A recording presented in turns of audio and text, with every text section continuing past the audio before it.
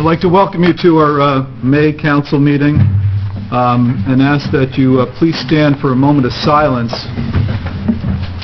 Remember our troops that are currently serving in harm's way, and especially during this week, those that were lost in protecting our freedom.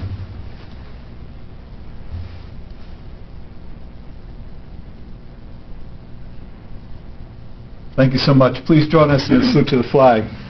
Pledge allegiance to the flag of the United States of America and to the republic for which it stands, one nation, under God, indivisible, with liberty and justice for all. Please be seated. Thank you.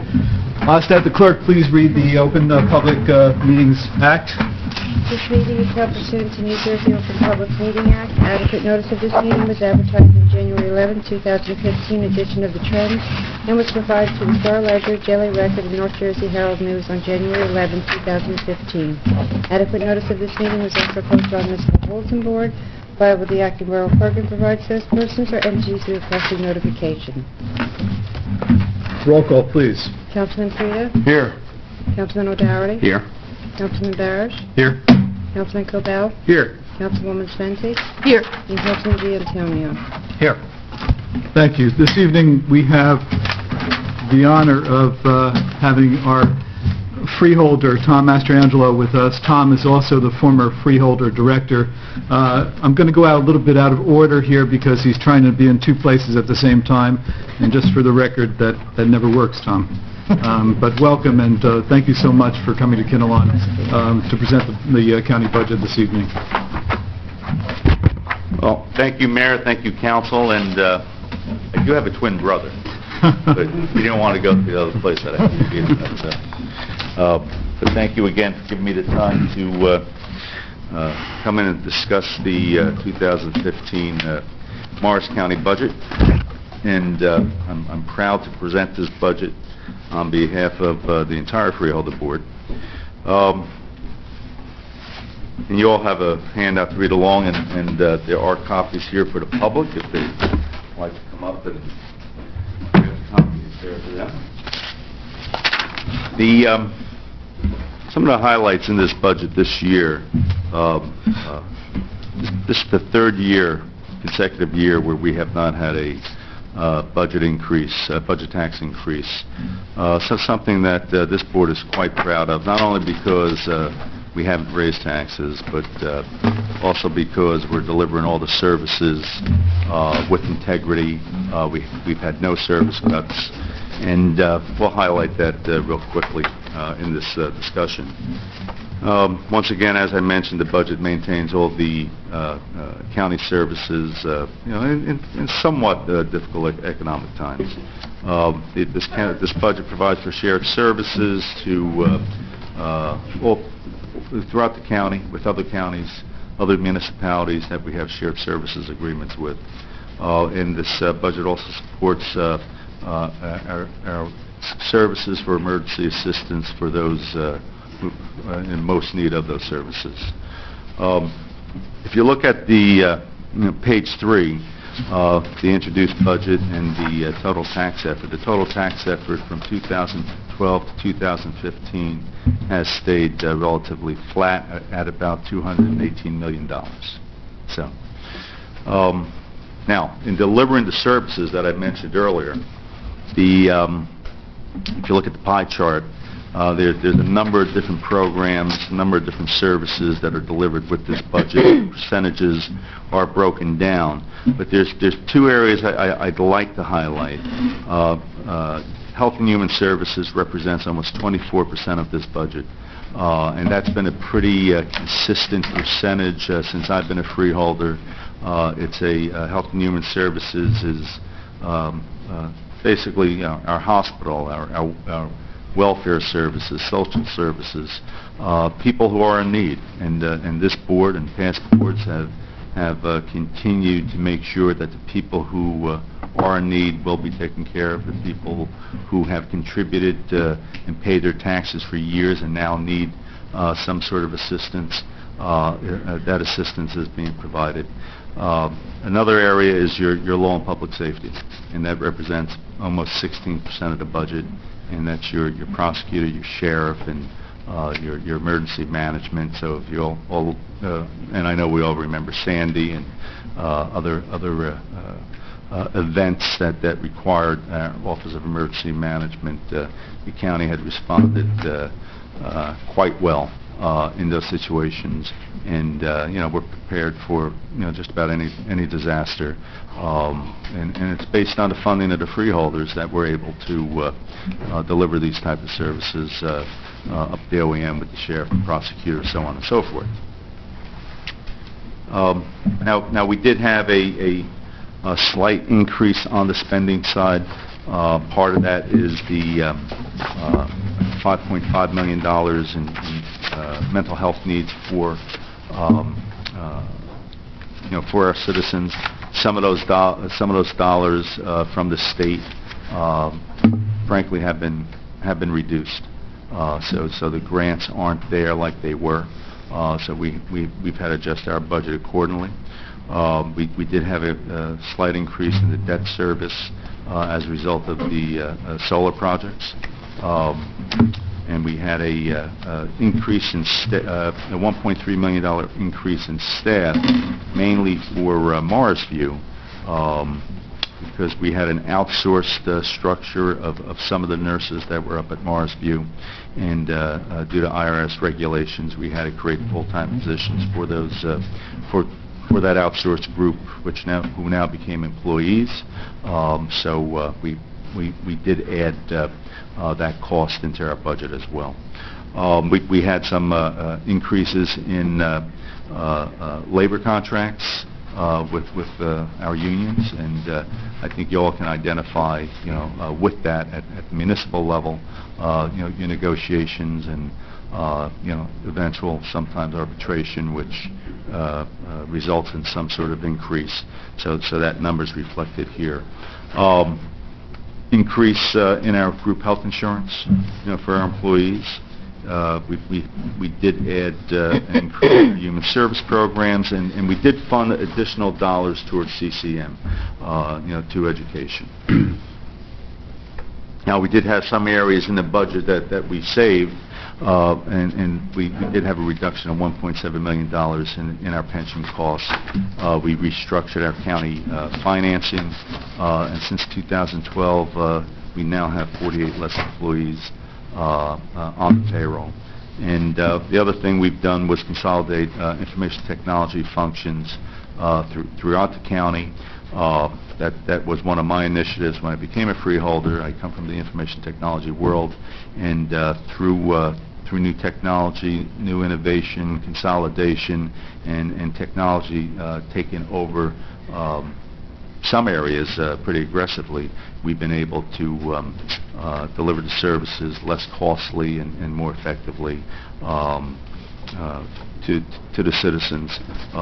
One of the things we did introduce was the video conferencing to all the towns. I believe you all are participating in that now, and that does save costs on transport of prisoners and things of that sort. So,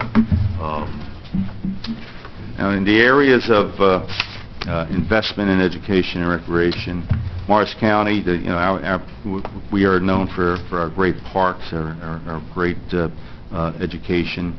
Our parks, in my mind, are probably the best in the state, if not the best in the country. And it's the fabric of Morris County. It's part of who we are. And we've invested $13.7 million into our Park Commission. The Park Commission is a separate commission/authority. They have their own board, but we continue to fund that on an annual basis, and we have not decreased that funding since I've been a freeholder. As far as our investment into the county college, we continue to invest in the county college. We actually invested additional dollars this year above and beyond what we provided the year before.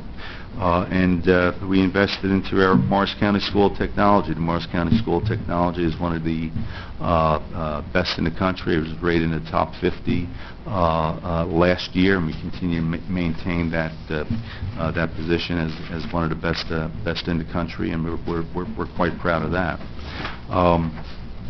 I mentioned earlier some of the some of the areas that the area that we fund the most is social services at almost 24%.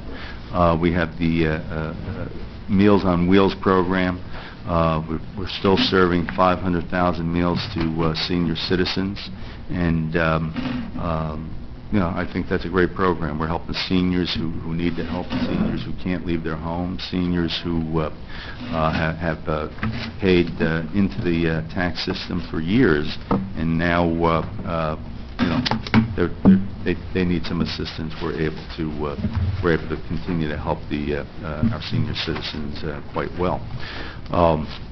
Once again, Marsview is still a 5-star nursing home. It's home to 283 patients in Morris County, and that's a service that we are continually funding, for the citizens who need that service.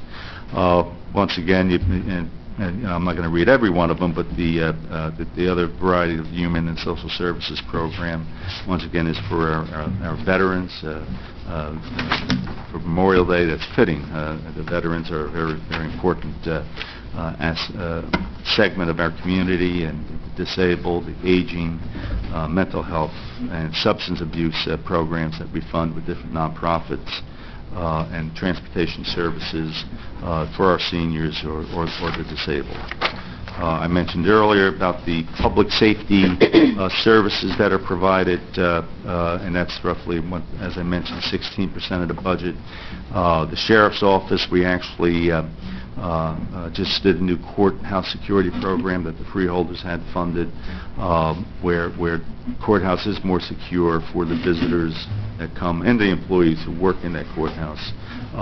So in my opinion, that was something that was needed, implemented, and the sheriff has done a good job along with the freeholders in implementing that. Our other public safety services, as I mentioned, the prosecutor's office, our correctional facility, our public safety training academy, our emergency communication center, which is our 911, our juvenile detention center, which I mentioned shared services earlier. We have four counties that we share that service with, where Morris County receives revenue from those counties to assist with their juveniles, and it's home to out-of-county juveniles, but we get paid for it. Our medical examiner's office, another shared service that we're sharing with 3 counties. In regards to our debt management, this budget authorizes about $26 million. We've been, since 2012, the capital budget was up around $29 million. We've been able to keep it below that $29 million. And, it's for various capital projects around the county. One thing I will say is roads and bridges. The most important aspect, in my opinion, right now, are roads and bridges. We've been able to, for the last 2 years, we've been able to pave, on average, about 35 to 36 miles of roads. Prior to last year, the average was about 17 miles of roads over the previous 5 years. So if you think about what we're doing, we're having increased taxes, we're delivering all the services, we increased the number of roads, we doubled the number of roads that we're paving. To pave a road in Morris County, and the county roads, it's $300,000 per mile, so that's quite expensive, and we have just about 300 miles of roads. So we've been very aggressive in the paving, very aggressive with pothole repair, and buying additional equipment to perform that service, and we believe and we hear that it's working out quite well. We also fund our bridges, $2.9 million in bridges. There's actually a bridge opening today in East Hanover, and we'll continue, obviously, to fund those bridges. One of the things I also ask for is, we have some state bridges that run through this county, and I have asked to have a inventory on those bridges and what the status of those bridges are, and what their level of repair is. So we're aware of it, and the state does do a good job, but the county surely wants to know any bridge that's crossing into this county that, what kind of shape it's in, and, if need be, we'll get involved. Let's see, what else do I have here? Again, educational facilities, we've invested in this budget $6.4 million, another $2 million for law and public safety. Our recent debt, as you can see, 2012, 2013, our debt has gone down since 2012, and we're holding the line. The county, starting last year, us freeholders implemented a $64 million debt reduction plan over 5 years. We are on target for that debt reduction plan. We were somewhere around 250 to 260 million. We're down somewhere around 230 million, roughly, and you'll continue to see that go down unless there's some surprise that we have to manage.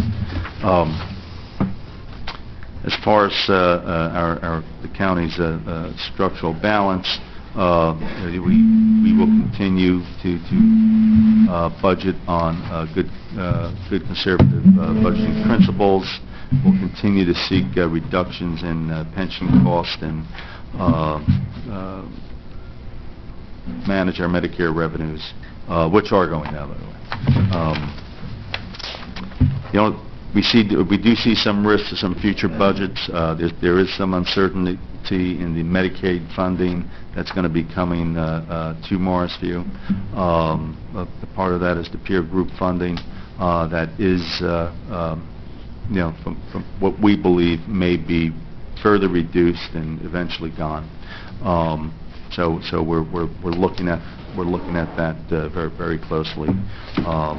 We have potential increases in health insurance, and one of the things we're looking at for next year is a self-insurance model for the county, and we believe we could save substantial dollars through a self-insurance implementation. We've got the county guarantee for the debt service on the solar projects that we do have to manage, and that concludes my discussion on the budget. Boy, did I rattle that off? You did great. Well, first and foremost, Freeholder Mastrangelo, I want to thank you for making the effort to come out and visit us this evening. Front page of the Star-Ledger today indicated there are 5 municipalities that have had their bond ratings reduced, and as I understand it, the county continues to have a AAA bond rating, and that's to the credit of the freeholders. I concur with you. I think we have one of the best park commissions and park systems in the state. Silas is, within our boundaries, and I think that it provides an incredible resource to the public here. We do point out occasionally, I know that Councilman O'Doherty is sitting 2 seats away from me, during snowstorms, Kinnelon Road is not a municipal road. It's a county road, and I think this year, you did a great job of keeping the road plowed. It was a tough winter for all of us, and once again, I want to thank the county for that effort as well. The county's well run.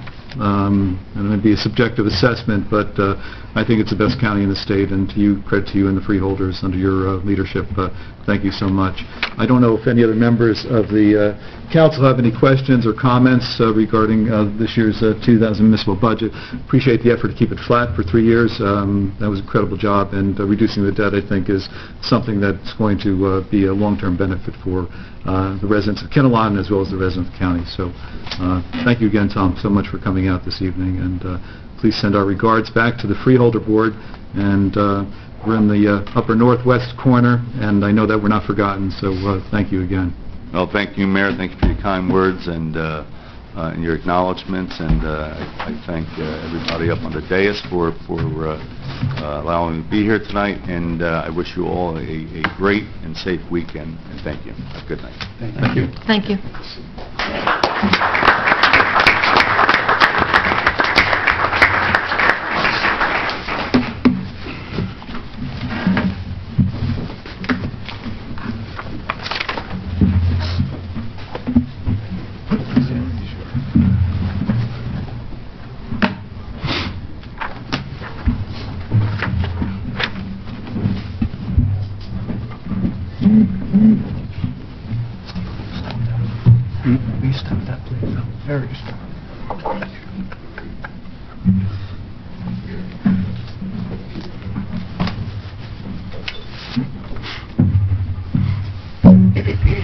Different time zone.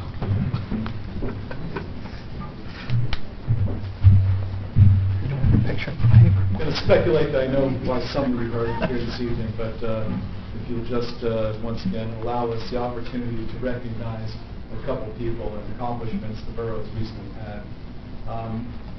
The person that we're going to acknowledge tonight doesn't want to be here. So I think it's great that we have police in the audience as well, because if we have to escort him up here, we can make that happen. 50 years is an incredible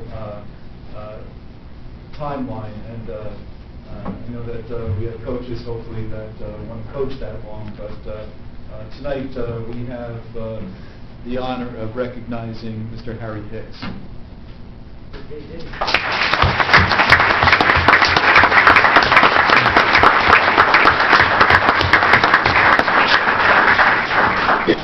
This is the part where you're supposed to come up here and stand and act all humble and, you know.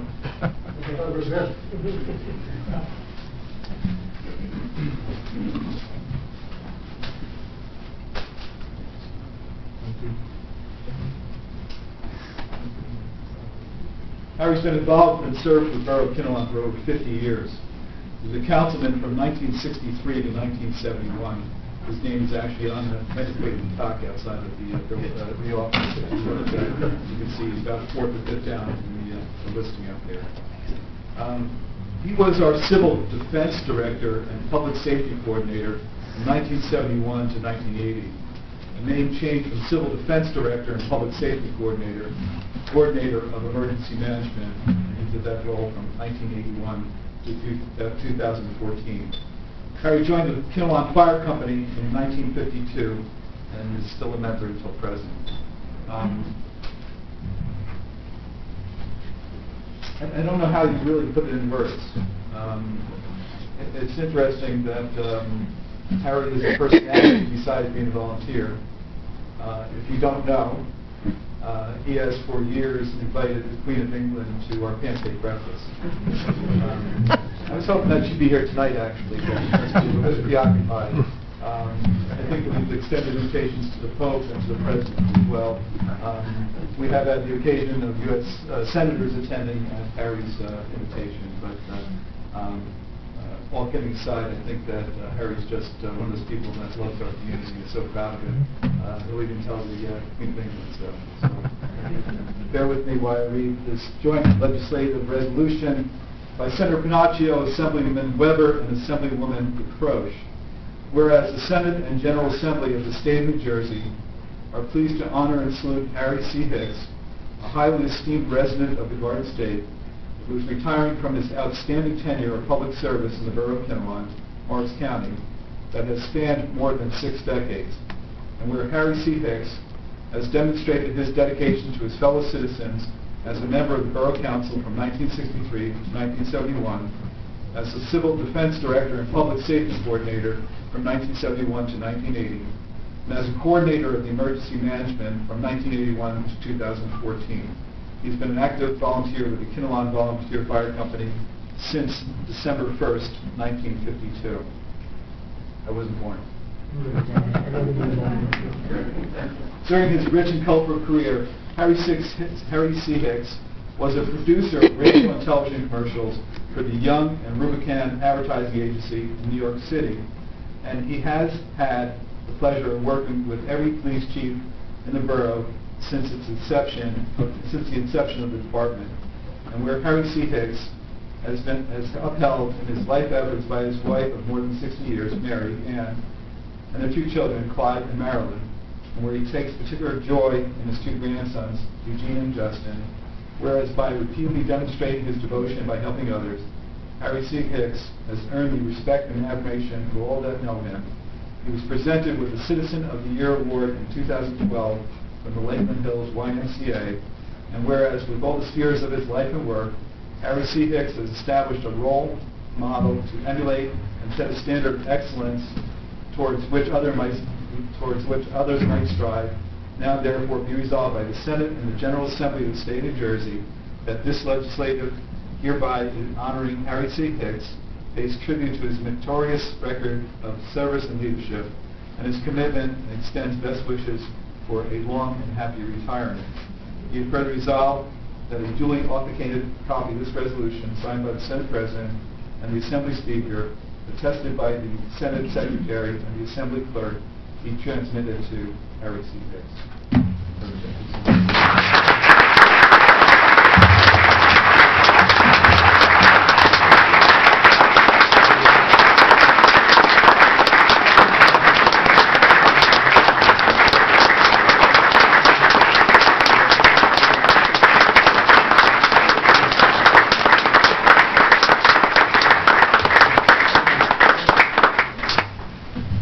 Say it to you. I wanted to say it's good to be part of this family. It's a big family, and sharing this residency as a second home. Thank you. Thank you. Thanks.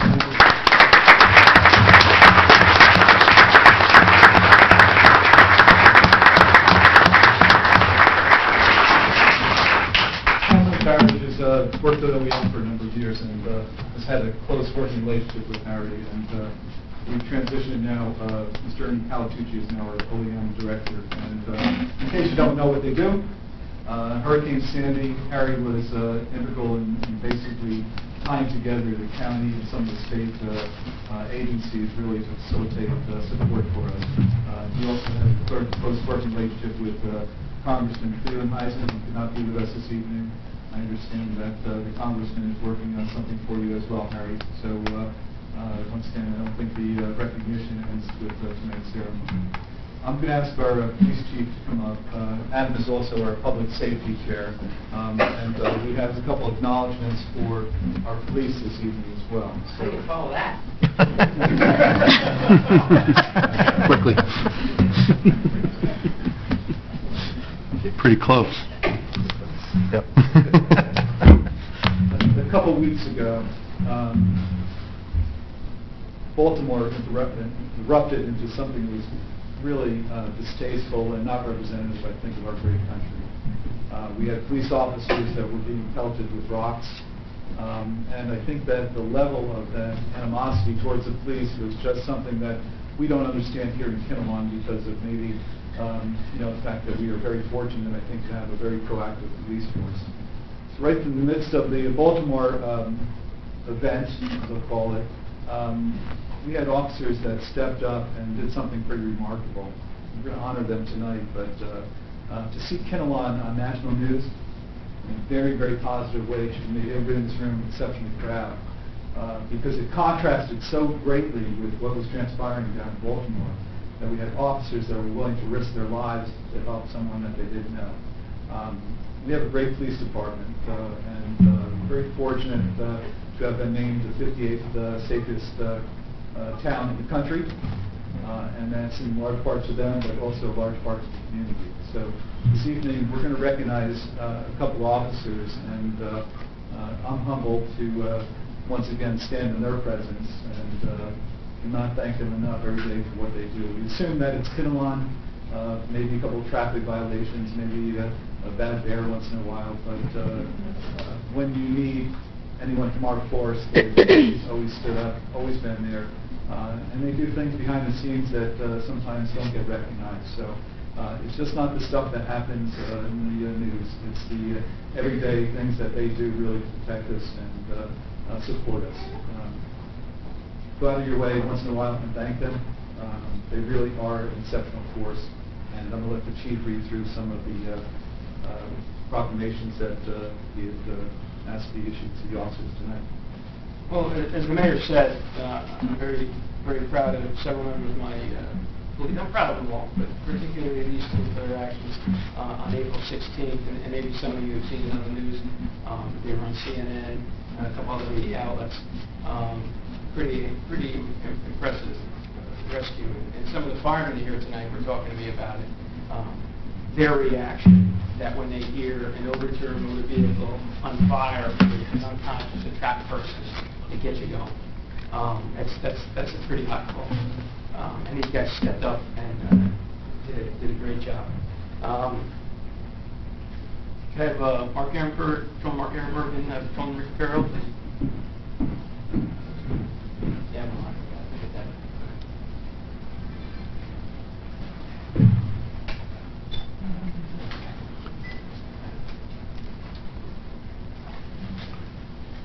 On April 16, 2015, at 6:13 p.m., Patrolman Mark Ehrenberg and Patrolman Ricky Ferriola responded to a single-car rollover motor vehicle accident where the driver was unconscious and the car was on fire. Upon arrival, both officers found an unconscious female hanging upside down, still seatbelted, in her heavily smoking car. Unable to awaken the driver, the officers took a pocket knife and cut her from her seatbelt. The flames were developing in the car as the officers dragged the woman to safety just before the car was engulfed in flames.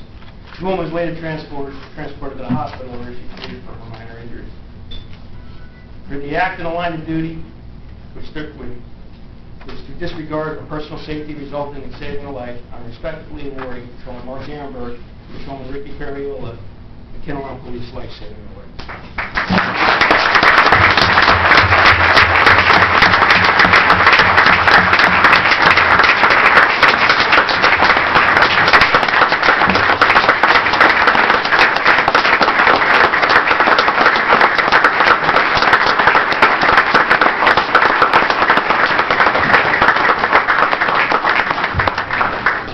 Now, I know my officers were the ones on the TV.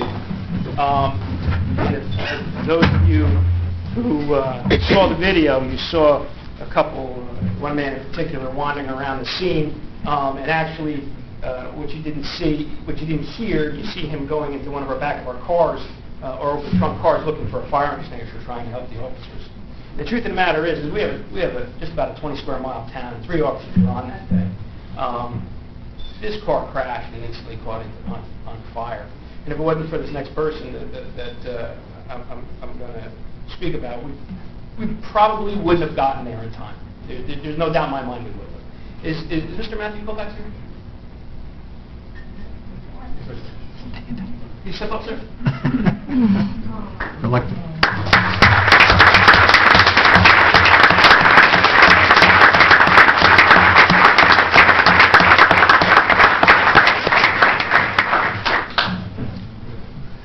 On April 16, 2015, Mr. Matthew Colfax dialed 911 reporting an erratic driver.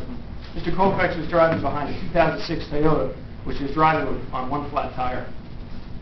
He followed the car from Boone Township into Kinnelon, and at times the Toyota looked as if it was going to pull off the road, then it would correct and return back to traffic, sometimes traveling in the opposite lane. As Mr. Colfax followed the car, he gave the 911 operator updated locations of where they were. After entering Kinnelon, Mr. Colfax witnessed the Toyota roll over and catch fire, with the driver unconscious inside. Because of Mr. Colfax's efforts, the Kinnelon police patrols were able to respond within minutes, and actually within a minute, and were able to safely remove the unconscious driver from the car before it engulfed in flames. For his quick actions and concern for the public, and for the fact that if he did not call reporting that erratic driver, our officers would not be able to arrive in time to remove the victim from the burning car. I'm respectfully rewarding Mr. Matthew Colfax, Kinnelon Police Department, Certificate of Civilian Service to Police.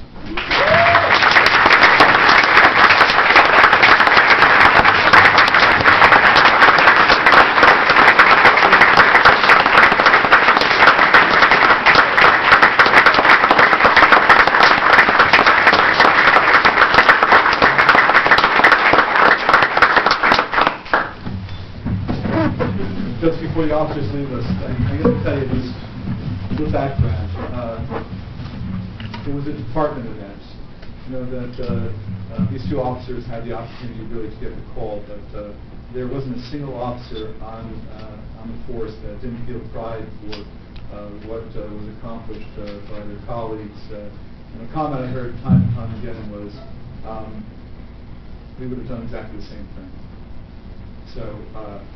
Once again, we can't thank the police department enough, and Baltimore aside, please thank them once in a while. They do everything. And at the same point, there were other people that saw this woman driving when we had one phone call.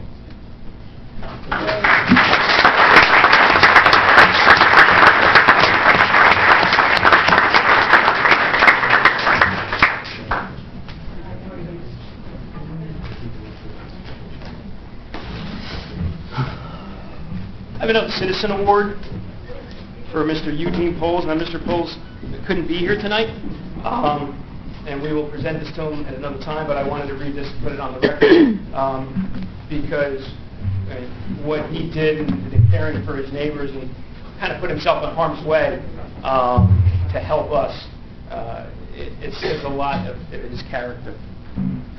On March 18, 2015, at 4:51 p.m., Eugene Poles was in his home when he heard a loud noise. When he went to the rear of his home to investigate, he observed two individuals had just broken the rear window of his neighbor's house with a pole and they were trying to get in. He yelled out to the two people, and they ran from the scene. Mr. Polos then exited his home and chased the individuals down the street, where they got into a waiting vehicle and escaped the scene. At this time, Mr. Poles called the police and gave us a detailed description of the suspect's car and a partial license plate. Approximately a month later, an arrest was made for the attempted burglary of his neighbor's home.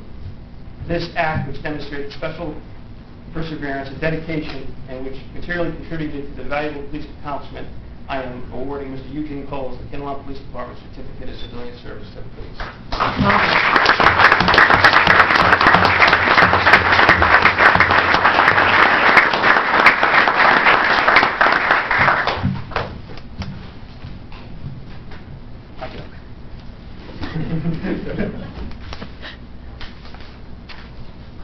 I'm going to ask if the entire council would come down here and stand behind the chief as we're acknowledged for a pretty special event.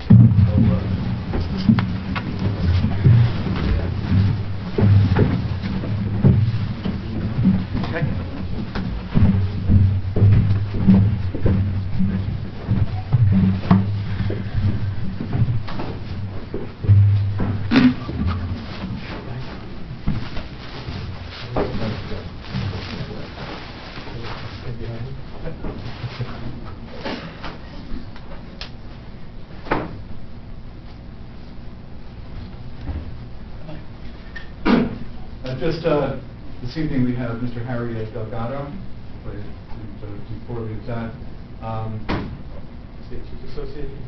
Yes. And he will be giving our police chief a certificate of accreditation.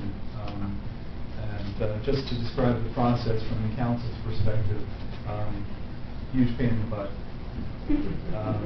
for him, not necessarily us. And it validates the fact of exactly what we just witnessed with some of our officers here tonight. Our protocols, our procedures, what we have in place, I think, are reflective of one of the finest police departments in the state. And I think the State Police Association recognizes that as well. So if you actually want to talk a little bit more about accreditation and the exercise we've been through, this was actually started when Chief Finkel was chief and came to fruition under Chief Schwartz. So once again, thank you. Thank you, Mayor. I come here to actually recognize the police department as one of the best known in the state of the nation. But it seems to me that's quite obvious, isn't it? I mean, someone already has made that point, but actually showing for a significant act of valor. But what I like to say is that as the mayor referred to before, every officer in this department should be proud of the accomplishment of becoming an accredited agency. This was accomplished before the events that we share and celebrate here tonight. So this process was going on for almost 2 years prior to that. So a lot of work went into it. And what I'm talking about is a process whereby the police department has to meet proofs that they actually meet 100 standards in the state of New Jersey, representing best practices at the state and national level. And that they have done. And if you indulge me for a minute, I just simply want to add context to what they have accomplished because it's so significant. I should start by telling you that there's over 470 law enforcement agencies in the state of New Jersey that would be eligible to apply for accreditation. To date, there's only 132 that are accredited. and that is because the process is very rigorous, and it requires a lot of leadership as well as support from local government, which in both instances we see here tonight. Accredited agencies are better able to defend themselves against lawsuits and citizen complaints. Accreditation provides objective evidence of an agency's commitment to excellence in leadership, resource management, and service delivery. Government officials can be more confident in the agency's ability to operate efficiently and meet community needs. It is at its core, accreditation embodies the precepts of community-oriented policing. It creates a forum in which police and citizens work together to prevent and control challenges confronting law enforcement and provides a clear direction about community expectations.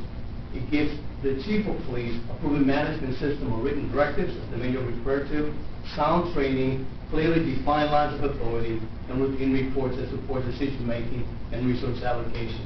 And although it seems quite obvious, I think it's worth repeating, officers in accredited agencies are able to take pride that they have been objectively recognized for their professionalism and adherence to the highest standards of law enforcement today. Here is laid out the assessors came here the last 2 days, which is the end of that very rigorous process, and they clearly stated that the Kinnelon Police Department, led by Chief Sports, is a distinctively professional organization operating efficiently and effectively delivering the high-quality police services that you, the community, expects.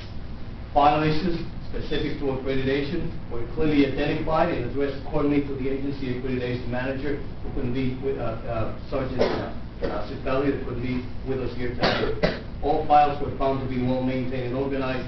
In fact, if we were to grade this in a very traditional way, they would have received an A+. It's that simple.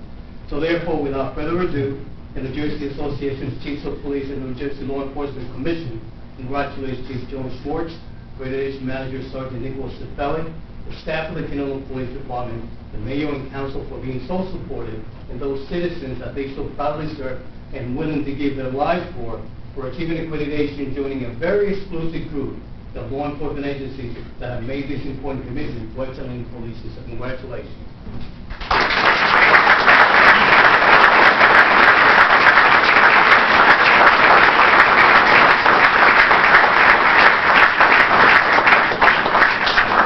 I'd like to present the Chief and the Mayor and the Council with their certificate of accreditation, which states, in fact, having fulfilled all of the accreditation standards as established by the New Jersey State Association of Chiefs of Police, is hereby awarded this 3-year certificate of accreditation. So congratulations, Chief, you've earned it. Thank you.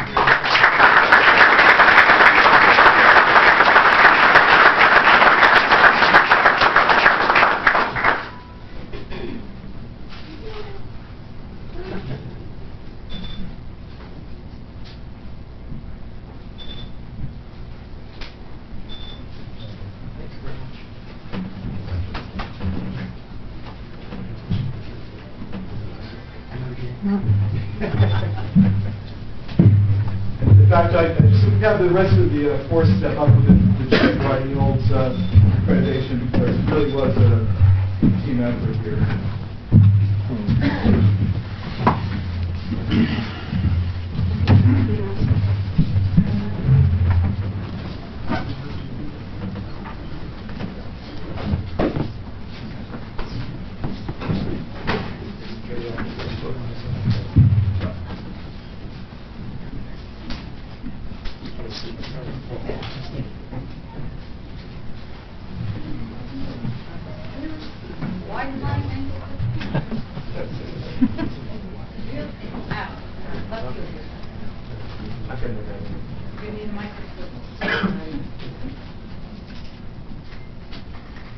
Great job, guys.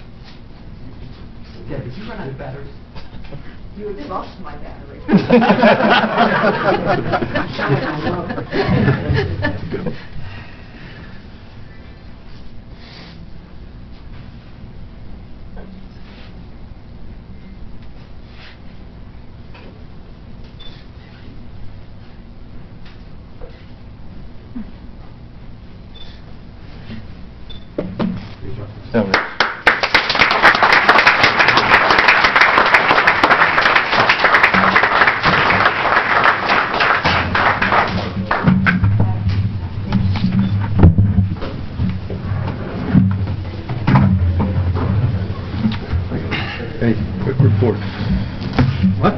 report, quick report. Yes, make good background. Quick report, Parrish. Quick. Oh, boy.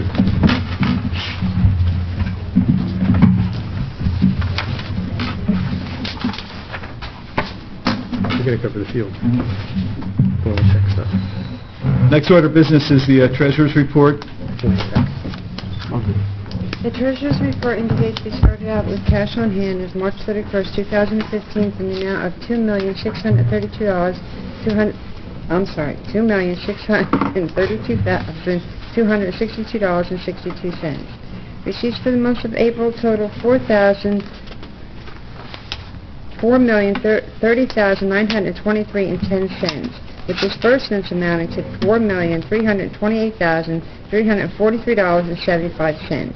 New balance on hand as April 30th, 2015 was $2,334,841.97. Someone offered that report be read as filed.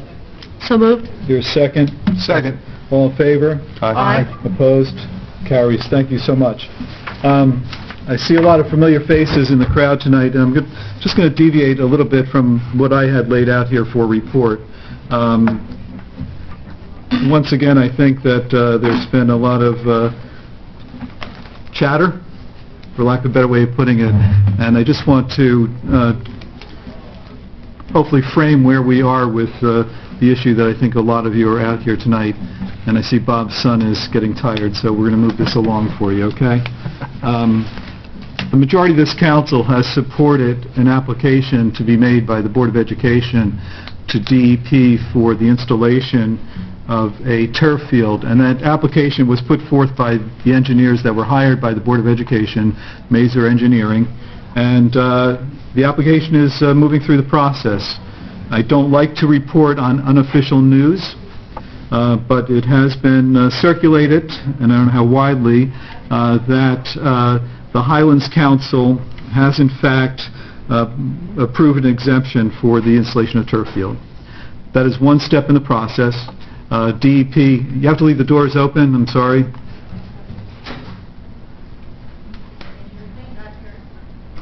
That's fine, it's got to be open, that's the only thing. Thank you. The next step in the process is for the DEP to take under consideration the application as set forth now that the comment period, I believe, is coming to an end. We've been working with the Board of Education. The coordinating committees have been meeting regularly to discuss how the process would move forward. The Mayor and Council's responsibility would be to fund the project once it in fact receives approval if the Board of Education decides to move forward with the project. Just because an application has been set forth and submitted doesn't necessarily mean that the Board of Education will want to continue with the project. But once again, I think that the information that's been out there is a little bit fuzzy, and I just wanted to frame it for everybody, and that's exactly where our understanding is of the application as it sets forth today. So, you know, there's some discussion on some health issues. I hate to ask somebody to open the door again, but, well, beat them up. I don't think I think all the guns are gone. Thank you so much. I know there's been a lengthy discussion about health risk, and we've been through this, I think, repeatedly. But once again, I just want to update you because this has been such a divisive issue in the borough, and I think that irrespective of what happens with the project, I'm hopeful that we'll be able to come together and understand that we really are trying to do what's right for the community on both sides, okay? So hopefully, you know, you get a sense for where we stand as far as the application goes. A couple other items under my report this evening. I made a recommendation to the council at our workshop that they take under consideration to freeze this year's municipal and library tax. We just heard from the freeholder that the Morris County has done that. I think that the council was pretty much in support of the recommendation, but it was based upon the fact that we were able to complete and are in the process of completing the sale of excess sewer capacity to Riverdale. We currently have 250,000 gallons. We use about 63,000 gallons per day, and we've opted to sell 45,100 gallons to the borough of Riverdale. in concert with and connection with the Borough of Bloomingdale. Bloomingdale will be selling the same amount of gallonage to Riverdale as well. But the fact that we were able to have this off-balance sheet item come into surplus this year, and once again, the transaction has been approved by both the borough councils of Bloomingdale, Riverdale, and Kinnelon. That money ultimately will provide some tax relief and some flexibility in our budgeting. Our auditor has been very clear about the fact that we have a very tight budget. We don't have a lot of discretionary spending. So the fact that we've had an opportunity to do that and hopefully provide the public with some comfort that we're really trying to do the best we can with limited resources, I think is telling and supportive by the council. I know that Councilman Cobell in his report may have some additional comments about that, but I just wanted once again to thank the council for consideration of that recommendation to freeze taxes for this year. Our tax reevaluation is moving forward. We had our first public meeting on Tuesday night. The meeting, I think, was well attended. We're going to have other public meetings. There's a general concern about ultimately what reevaluation means to individual homeowners, and I think that our consultants and tax assessor, I think, were able to once again come back and explain what the process is. But there's going to be other meetings. I think that I asked our technology chair, Adam Barish, to really put out on our website a YouTube video, which really was the outline of what transpired last night. On Tuesday night, and I think that it was well received. I think we've gotten some public comments back that ultimately they thought that that communication tool was helpful. The process will have to be completed as far as inspections by October, November of this year. So that's the targeted date. We have just about 3,500 properties in town. Just to give you a broad-based overview, you will be contacted by letter, and ultimately we will have professionals that will be coming to visit your individual homes. They will have identification. You should ask them, the purpose of their visit, and I think that once again, we are obligated to do this. State statute provides that we have to do this every 10 years. We are at just about 16 years at this point in time. Our tax maps were not where they need to be, and it took us a while with the state to get the tax maps up to date. So, tax reevaluation is moving forward for next year's tax bills. DPW yard closing, I know that Councilman O'Doherty has been working on that, but Councilman Barish also worked with our superintendent to see if we could have an alternative drop-off point. And working with the county park commission had offered, at least in a temporary basis, a drop-off point as you go into Silas on the left-hand side, which used to be their old storage yard. So we're going to attempt to put, we're going to put a temporary collection, vegetative waste collection. This is not for recyclables. At that location, the hours are going to be somewhat limited, and we're working that out. But we're anticipating probably 8 to 12, basically Thursday through Saturday, if I've got that right. So we are currently working with Riverdale as far as another drop-off point, which I understand is working well, but we realize this is an inconvenience to the public and wanted to provide an alternative to you.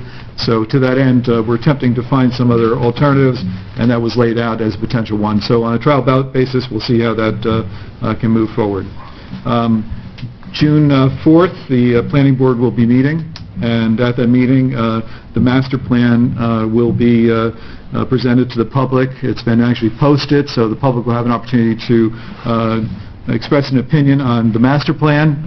It's important, so if you have the opportunity to come out to the Planning Board meeting on the 4th, which is the first Thursday in June, I would suggest you do that. Wanted to mention that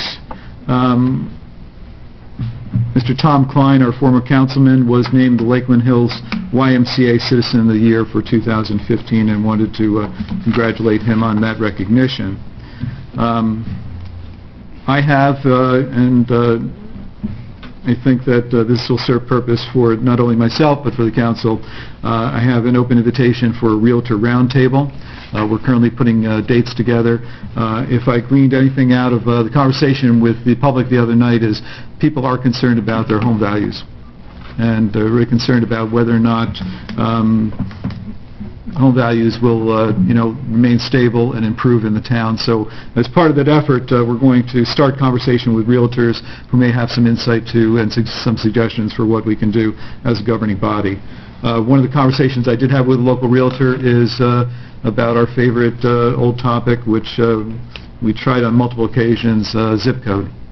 We share a zip code with Butler, and the Postmaster General, I don't know if he's a general, but the general in the past decided that we were fine sharing a zip code. The problem that it has for us is that the demographics are combined with a neighboring town. When we apply for grants, when there's census information out there, it makes the whole process a little bit more difficult. What this realtor did tell me is that if someone is interested in buying Kinnelon and puts in 07405, they're really directed to another neighboring town. So there's confusion about that. So we're doing some outreach at this point in time. There's been no formal application made before the Postmaster General. It is not for a post office. If we're asking for consideration, it will be for a zip code consideration, and one of our residents told me the other night that 07404 is available. So if you like that number, we can talk about it. Serious issue, though. I know that it has presented some emergency concerns, and I did talk to someone who actually shares the same number and the same address with Butler. So imagine your mail being delivered to another home repeatedly. I think that there's a little bit of frustration level. We also have a situation where at the end of Brook Valley Road on the other side of 287, we are trying to secure postal delivery under Kinnelon for some of our residents that live on that side of town as well. Just want to talk about an oil spill that currently happened in the state of California.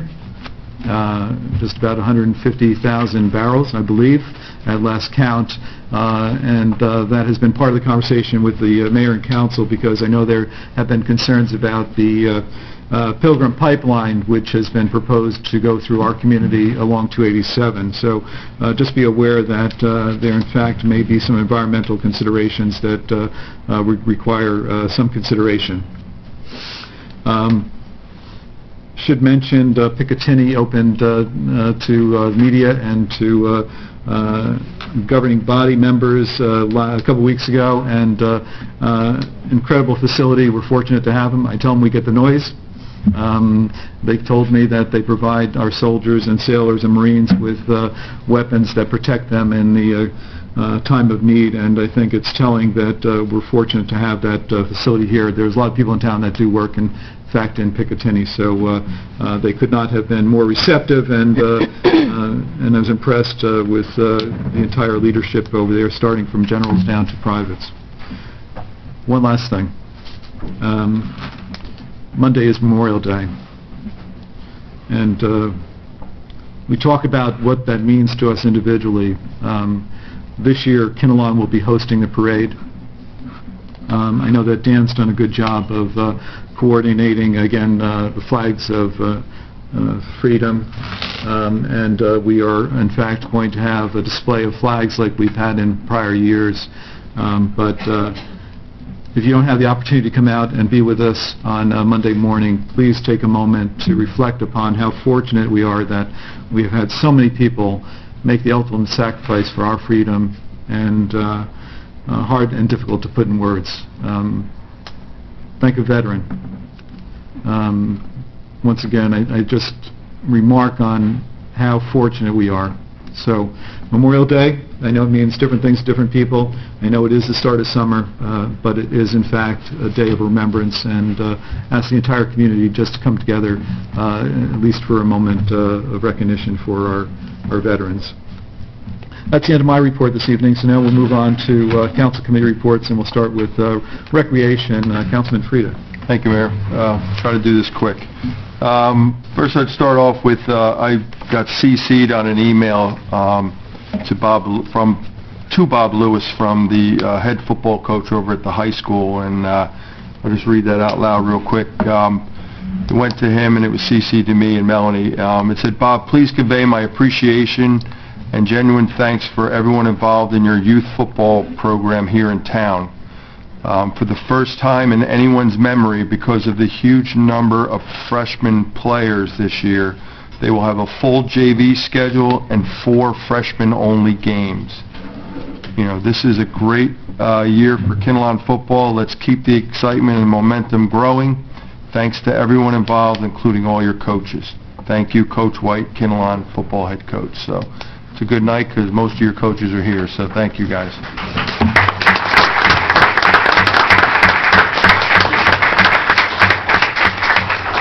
Although I say you guys are crazy sometimes, but you're doing a good job. So. But since the opening of the rec registration for football in early May, they have already over 60 paid registrants. The registrations are more than doubled at this point over previous years, and also the cheerleading and our new Seaweed cheerleading squad has also is doing well, especially the Seaweed cheerleading squad, which is actually sold out in 2 days. So there'll be a lot of Seaweed cheerleaders out there this year. Summer recreation, we normally take about 125 kids. This year we went to 175. So we have 25 people on the waiting list. So now we're going to say effective May 31st there will be no refunds. So no saying, hey, I got the town in the back pocket, I'll cancel them last minute, because we have 25 people waiting that want in. It's going to be a great program this year. Very excited. There's cooking classes, gardening, tennis instruction, Zumba, trips, and different trips to the movie theater, picnics at state parks. It's a lot of great things, and Melanie's all excited. She has John Marshall, a CBS News meteorologist, coming in to do an interactive weather workshop for the kids. So she's looking forward to a really good summer with the kids. And as you know, we increased the time this year. It's going to go longer, which was one of the things I've tried for a very long time to get done, and it's finally done. So it'll help the working parents for the summer, for something for the kids to do. You'll see on our fields, we've been doing some work on the baseball field. Field 2 at Bootenave Field is now completely done. Thank you, Steve Vanello. Vanello Fence.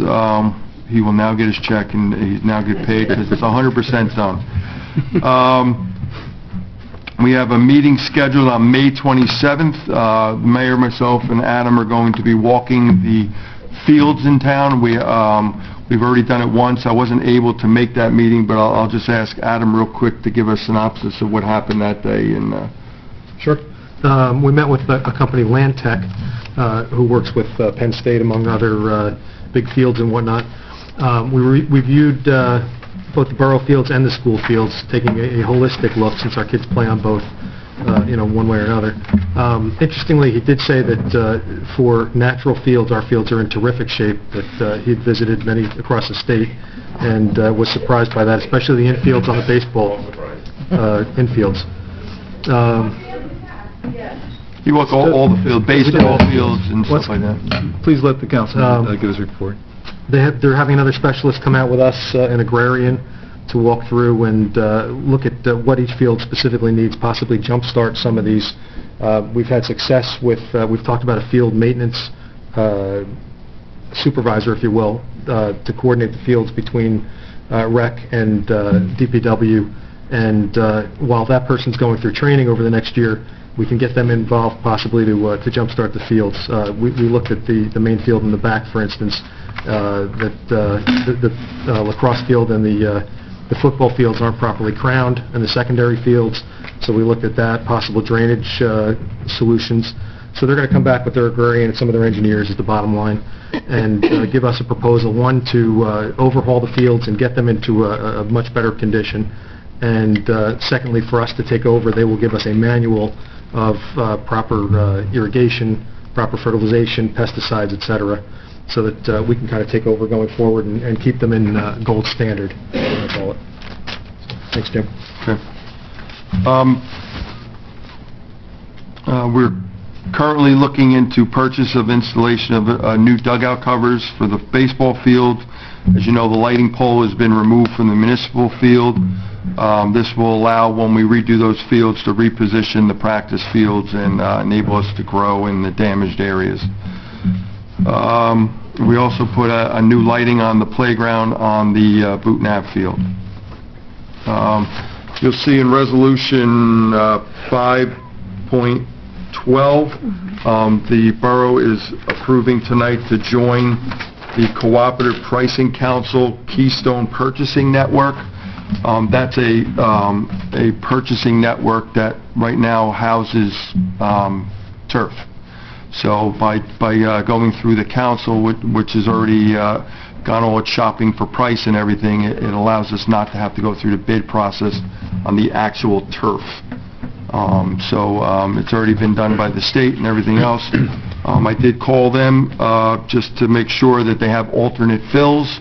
Instead of crumb rubber, they have Nike grind, and they also have Geofill, which is an acrylic-coated sand. So they do have those if that's where we decide to head that way.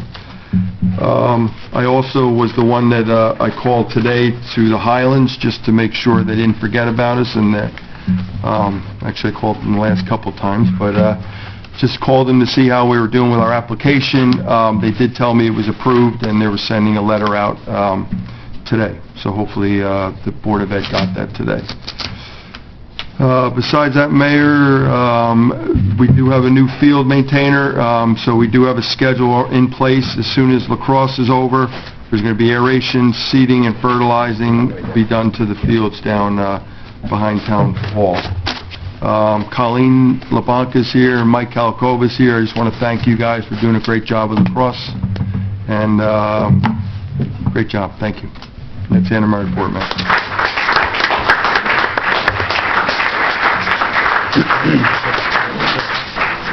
Thank you, Jim. Moving on to Public Works and Utilities. Council President O'Doherty. Thank you, Mayor. As everyone can see, we're under construction.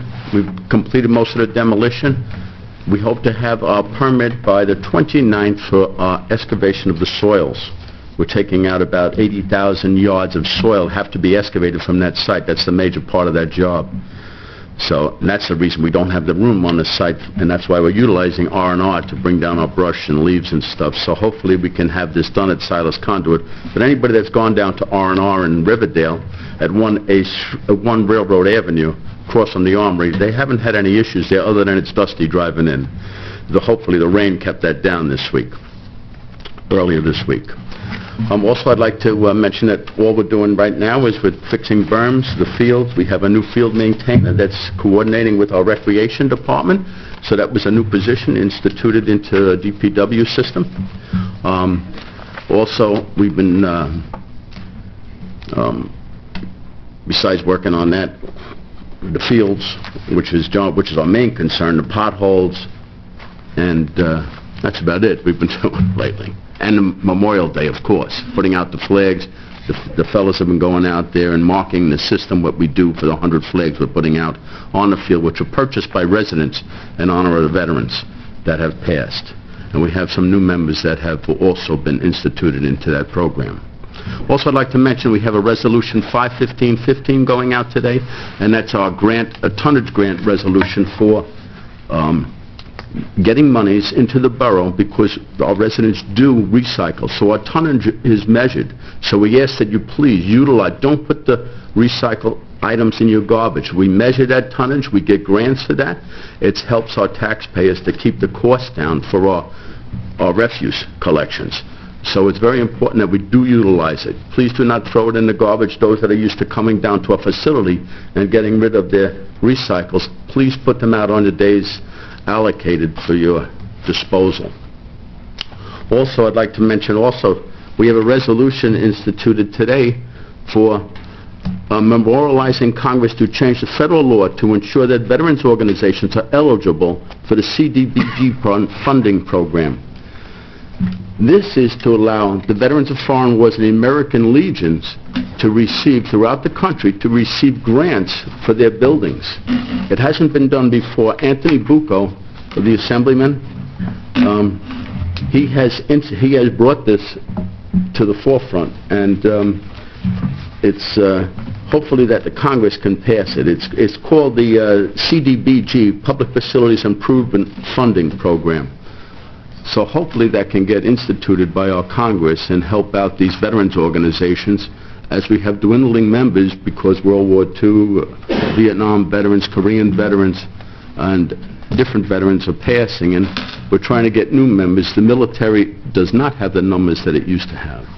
And these organizations do help those veterans that are coming out of the service, and we have a lot of people that are active in trying to get those members that are coming out of the service some benefits and jobs. And that's the end of my report. We're looking forward to everybody coming out for Memorial Day. We want to have great participation. And it's not going to rain or snow, Dan, right? No. Snow I can guarantee, almost. Thank you so much, Dan. Moving on now to Public Safety and Technology, Councilman Barish. I'll attempt to go at least fast, if not brief. Just some footnotes to some stuff that was mentioned earlier. The revaluation meeting was just held the other day on May 19th. We, for the first time, recorded a meeting in this room, so it was an initial attempt at a video recording. It was posted to both the Facebook page and to the borough website. It's actually being housed on YouTube. There's a new Kinnelon Borough channel that we're going to use, and I believe Melanie from Rec is going to try to use it too, to put some games and stuff on there. So it was published in the Trends, Facebook, Textcaster, the Marquee, and on the website. As far as the meeting, we'll continue to outreach when the next meetings are. For people looking for more information, one, you can go to the Kinnelon Borough Facebook YouTube channel to see the video. It's about an hour and a half. And there's a PDF from the New Jersey State Taxation Board that's out there now, and it's a 4-pager on how to understand what a revaluation is and what it does. Another quick footnote to Jim with Rec is I was at the commissioners meeting the other day, and Carol and Jim and I are going to work together as a coordinating committee, if you will, between the Rec Commission or the Rec Department and the Library CLL, and try to cross-promote, if not cross-run programs, so that we can widen to both the seniors and to the young kids. Something that was really exciting, I think, to expand from that 10 to 18 field sports that we currently get into.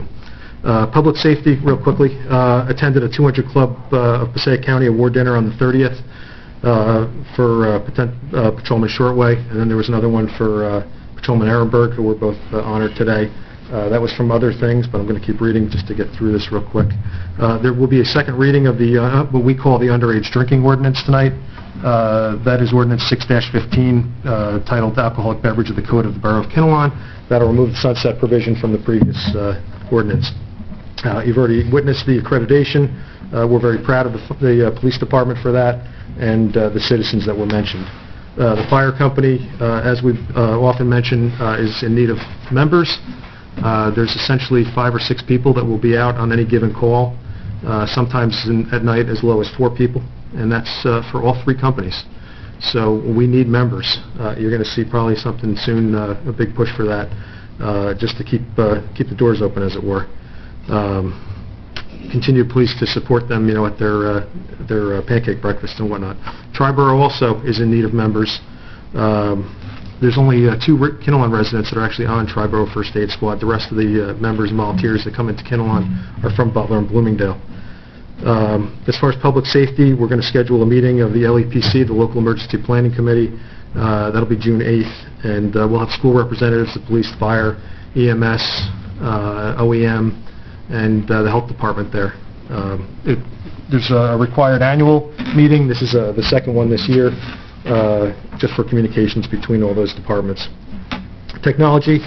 Infrastructure, some people may have noticed that the phones at Borough Hall have gone down periodically over the last few months. There's an emergency appropriation tonight, Resolution 52315, and that is to get our computers and phones appropriated so that we can begin the installation. Hopefully that gets done pretty quickly. I have that all on standby. The last thing is on the website, which I hope to present to the borough possibly at the next public meeting. maybe you'll give me 5 minutes or 7 minutes that I can walk people through it. Briefly, the way we've gone about this website is as if you were either moving into Kinnelon from out of state and you know nothing about it, so it's very photo-rich and has a lot of information, or the other might be if you live here for your first day in Kinnelon and wonder, what do I do now? There's links to the government that are very simple. There's the rec site is really exciting. I'm working closely with Melanie. We put a ton of hours into this, and you can go to the links site on the new site that you'll see soon, and active things, active for the mind. We have the museums, the venues. It's pretty incredible what we're putting together, and we're really excited about it. There's no way you'll do it in 5 minutes. No. No. Well, you'll run the too clock, cool and and we'll get it done. But you did a fantastic job on the website. Really, it looks amazing. I'm excited to see it. Thanks, Jim. And the last thing was the planning board already mentioned June 4th at 7:30 will be the, I guess that's the introduction of the revised master plan for public input. So, thank you, Mayor. You're welcome. Just to dovetail into both Adam and Jim's report, next week, high school carnival. And I mention that because we, in fact, will have parking available here for our high school students during the week. But there tends to be some foot traffic on Kinnelon Road when we have the carnival, and I would just ask that you please exercise due care in in front of the high school, in front of the municipal complex, to ensure that people that are coming to the carnival are safe crossing Kinnelon Road. Now moving on to Finance, Councilman Cobell. Thank you, Mayor. As mentioned earlier, since we introduced the budget initially back in April, some changes have come to light, and that have enabled us to consider a resolution tonight to change the budget as introduced, so that the 2015 tax rate won't have to change. It'll be the same as last year. The major components of those items, besides the sale of water capacity, sewer capacity, some additional bills came to light. But on the positive side, our debt service, our bond sale, came in at a rate of 2.54%, which was less than was projected in the original budget, which will save the town this year, the borough, about $100,000. In addition, we've had some breakage on some positions that we budgeted for that won't be filled as early in the year as we had hoped they would. In addition, some additional sewer revenue was recognized from the collection of old outstanding sewer bills. So at the end of the day, the resolution, and our auditor, Mr. May, is here tonight, and he told me that it has to be read into the record line by line. Is that still true? The amendment has to be read line by line, so that'll be exciting. To summarize it, though, we've reduced, this resolution reduces the total amount to be raised by taxes to support the municipality by $283,612. That was accomplished by a net decrease in expenses based upon the items that I mentioned earlier of approximately $152,000, and the use of surplus, and I mentioned earlier that the $1 million, approximately $1 million from this, recognized from the sale of sewer capacity. So we're going to use $131,000 of additional surplus to fund that decrease in tax levy of $283,000, and that will result in our taxes not changing from last year. Do you want to have the clerk read this, or should you don't? Well, we're going to read it during consideration, not during your report. You don't want to read it during the report? No. We'll do it later? Okay. All right, whichever. Okay. I brought up during our workshop that because of the revaluation this year, I think it would be wise for us to aim for a flat tax in 2016 also. Next year, when valuations change, historically about a third of the properties in the borough will see a decrease in valuation, a third stay the same, we're told, and historically about a third will see an increase. Obviously, the people that the third who see an increase will not be happy, but if we keep our tax rate flat next year, then any change in your tax bill will be purely based upon the revaluation, not an increase in taxes, and I think that'll keep it simple for next year, and they'll understand that. And with this additional surplus that we have and keeping the budget as tight as we have in the past, I think we can accomplish that, and I think most of the, if not all of the members of the governing body will work towards that and support that for next year. The only other thing I have to report, if we're not going to get into the details of the amendment, is Resolution 52315. Since we haven't put, you'll see that on the consent agenda tonight, because we don't have a budget approved so far this year, we still have to pay bills, so we have to have an emergency appropriation to do that. So you see that introduced tonight also. That should be the end of my report. Thank you, Steve. We should mention, you heard after the freeholder presented the municipal county budget, our bond ranking or rating by Moody's has remained AA2.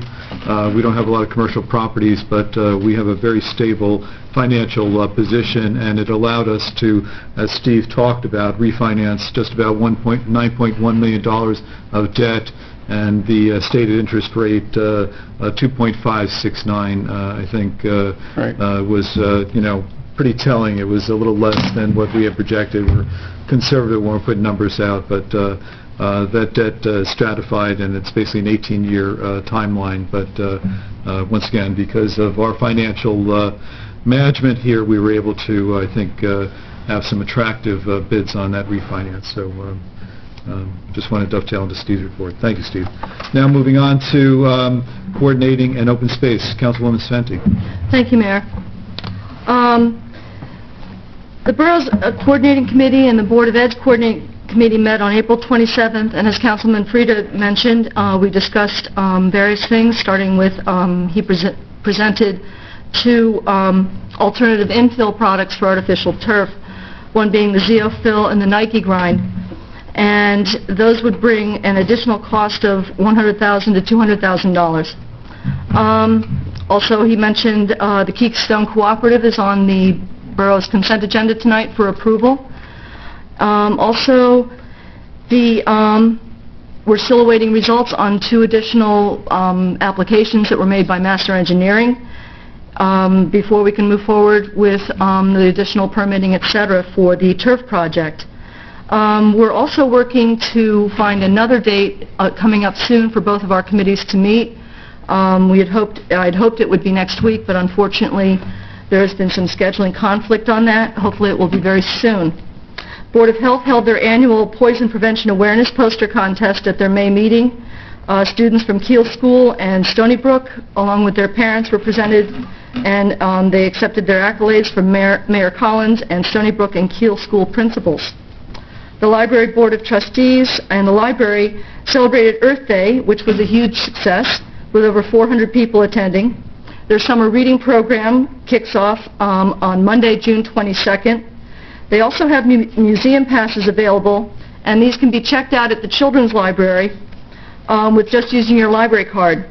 Passes are available for the following museums: the Intrepid Sea, Air, and Space Museum, Grounds and Sculpture Museum, the Montclair Art Museum, the Guggenheim Museum, and the Museum of Natural History. The library is also creating a makerspace. This is a place for technological interaction and creation. They are buying circuitry kits, button-making machine, and a 3D printer to start.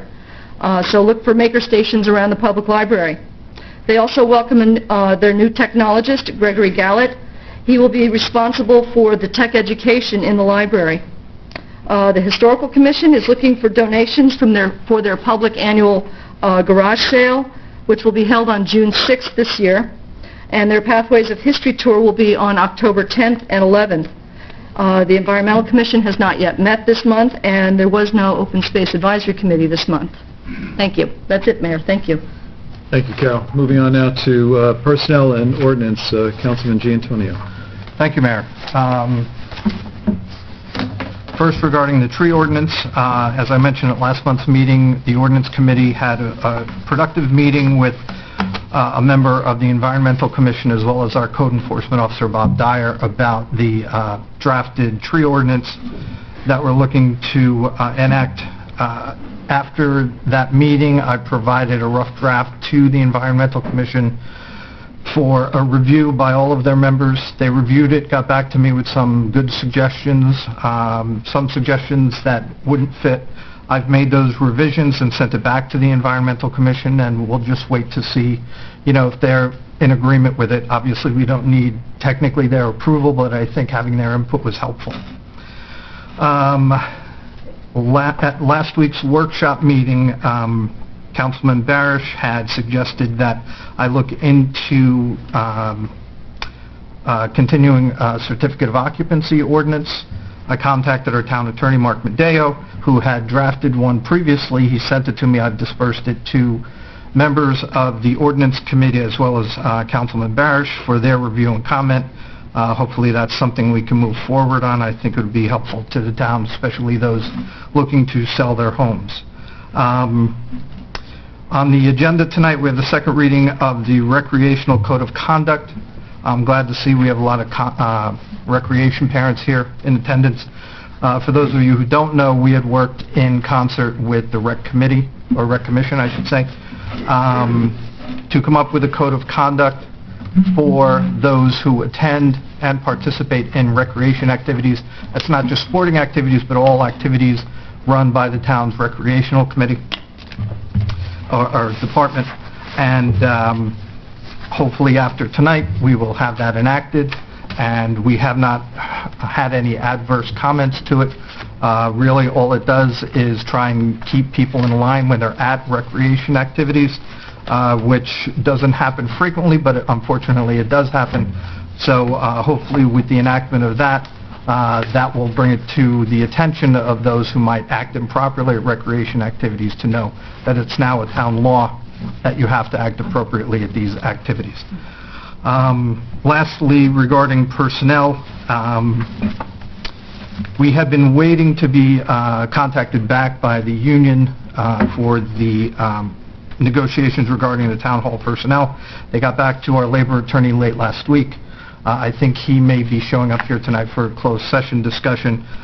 Their contact was in response to a proposal we had made to them. Hopefully we'll have another meeting with them in the coming weeks to, again, try and move forward to a final agreement with the personnel. And that is my report. Thank you, Mayor. Thank you, Cliff. Now, moving on to... Think about Memorial Day. Sure. Thank you, Mayor. One more thing. I'd like to bring up a member of our community, Elmer Bott. People don't realize for years he's made sure that every veteran's tombstone in the communities between Butler, Calvary Cemetery, Mount Rest, OLM has received a flag on those tombstones. The freeholders donate the flags, and Elmer compiles a list and gets all the volunteers between the Boy Scouts and the Girl Scouts, and they meet at these cemeteries at given times, and he spearheads that whole operation. I see he's present tonight, so I want to give Elmer some accolades for what he does.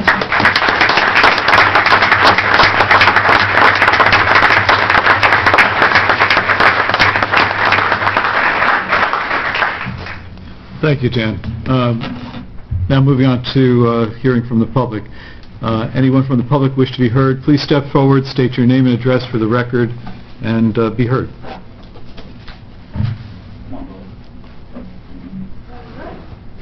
My name is Robert J. Harrington, Jr. I live at 260 Long Meadow Road. I brought my son up here today, and I don't know what fields that... Why don't you have a seat? All right. So you can sit next to the microphone. There you go. I don't know what fields Councilman Barish's people visited that they said were excellent, but just before I came to the meeting this afternoon, I went out to our fields out here, the practice fields, and I'm going to let my son bring this up to you guys, and why don't you tell them what you play on. This is what he falls in when he plays on the fields back there. And I collect this in 2 minutes. I walked up for 2 minutes on our fields, and this is what I collected. And you can see I've written down there what's in it. I couldn't find any grass, really, where I was, because there wasn't any. But just for the people that can't see it, it's goose species, 3 pieces of glass, and many rocks. And this was, I collected this in 2 minutes. And this is, I mean, would any of you, let me ask the council, would any of you want to roll around in that? Let me see a show of hands. Anybody? No? Okay. So the people that are against turf, you want us to roll around in this? I mean, I don't understand it. I mean, this has been going on for years and years and years. I know there are people here in the audience that are going to threaten to sue if we attempt to use, I mean, this is what I've heard, that they're going to sue if we attempt to use the money that's set aside that we already have for this. So regardless of if it's crumb rubber or whatever it is now, it's going to be another 100,000 to 200,000 more, but if we use some alternative. I mean, I just don't understand why this is dragging on so long. I've been in contact with the DEP myself, the Highlands Council, and, you know, it's not them. There's people in town that are pressuring these people. They're spreading a lot of lies and rumors out there. Bob, I think, not to interrupt you, I just understand what you're saying this evening, and I appreciate that. I hopefully framed this early on in my report to tell you exactly where we lie in the process. And I know that the concern has been with the fields. I think that both Councilman Frieda and Councilman Barish tried to explain what we're doing to attempt to address it. And I know that we've had this issue before. And I know that the practice field down here was chewed up with the movement of the light pole. We were concerned about that, but I think that, once again, we are taking certain steps, I think, and it may not be quick enough for some people's liking, and I understand that, but at the end of the day, the turf application resides with the Board of Education, and maybe I wasn't clear. No, maybe I need to re-explain myself, and I know you're calling DEP. Right now, the application is between the Board of Education and the Department of Environmental Protection for an exemption. Okay, that's where it lies. Okay, so we should theoretically still be on track to start at the end of school year? You've got it depends on what happens down in Trenton. The DEP ultimately dictates at this point in time, and it's the state government that will, in fact, approve the exemption. So if they approve the exemption, then we can talk about going out to bid and coordinating with the Board of Ed. So I don't have a timeline on it, but it's really contingent upon DEP. I know that the comment period is coming to a close, so I would hope that they are going to make some determination. Okay. Can I clarify some of that, the Land Tech reports too? Is the fields, remember, that we looked at were holistic. So when we looked at the practice field at the high school, for instance, their idea was that we could use a lot of that to have 2 fields over there. Now, given that's not in as great a condition as the main field, but the fields back here... I mean, come on. It's dirt. The JV field? It's not a field, it's dirt. It is dirt. It's embarrassing. We actually have... People come to Kinnelon, they think, oh, you guys live in Kinnelon, you must be... They look at our... That's embarrassing. And that is owned by the Board of Ed, which is exactly my point, is that we as the council, with Jim Frieda, myself, the mayor's going to be involved, but are taking action. We've hired somebody from DPW that will specifically be watching these, that's going to be trained properly. In the past, it's always been a matter of cutting grass and laying down lines. Okay. So we have a plan. We have a company that's going to come in and give us a plan. The fields in the back, there's no question that that fill that was brought in has the rocks in it. It's undeniable. And they've looked at that, and we're working with what we can with the C1 trout stream and all that other DEP issues. I know that Jim's been working with some of the clubs to be able to what are we calling that? Desnag the waterways there to improve the drainage. But the fields that are in pretty good shape certainly are the soccer field that's behind PRM, the 2 baseball fields there. One of them needs a little bit of churning or rototilling. The baseball fields at KRP are in excellent condition, as are the ones over at Boonton Ave. So, but if we look at the fields as a whole, and we can start letting rec use some of the school fields and the school using some of the rec fields, we're hoping to be able to take advantage of some of the fields behind PRM, or the ones I think the soccer club uses over at Stony Brook, which are also in excellent condition. Now, keep in mind, the ones that are that emerald green are the ones that are also have irrigation systems. That's something that we approved how many months ago already? And at this point, the irrigation is planned to be put into the back to hopefully keep the dust down and make grass grow. The experts that we spoke to from Land Tech, and even Melanie and people probably know that her husband's involved with golf greens and whatnot, has said that the critical thing there is watering. And any grass seed or sod we put down dies almost instantaneously because it is compacted, because it was high in salt content. We've added the gypsum, which was recommended by the Rutgers extension after the soil tests, all done within the last year. So we're making progress. We know that there's deficiencies, but and we're making progress on the turf as well, but in the meantime, the turf is not going to be available during the day, just as the track is closed during the day. It's on school property, so it's going to be after school. It's going to be when the school teams are not playing. We're going to be limited for hours. There's no question about it. Our natural fields need attention, and Jim and I are going to make sure that happens. Okay, I appreciate it. Thank you, Council. Okay. Thank you.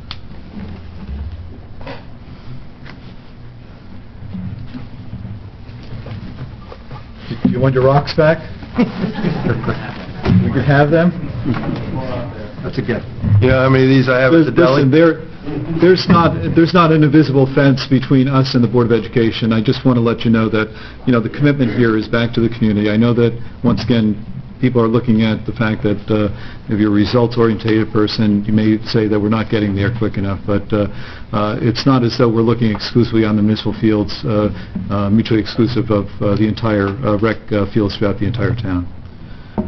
Anyone else from the community wish to be heard this evening?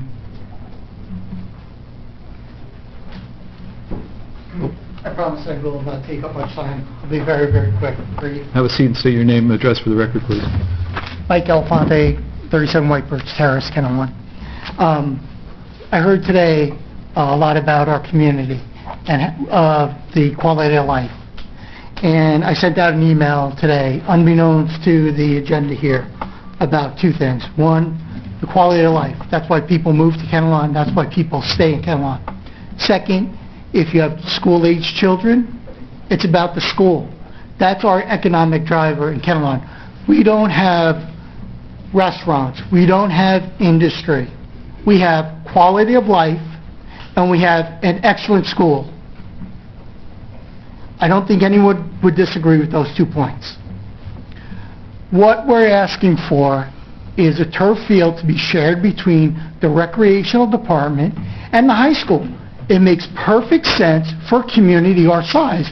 We are not looking for 4 turf fields like that were just built in Morris County behind Greystone.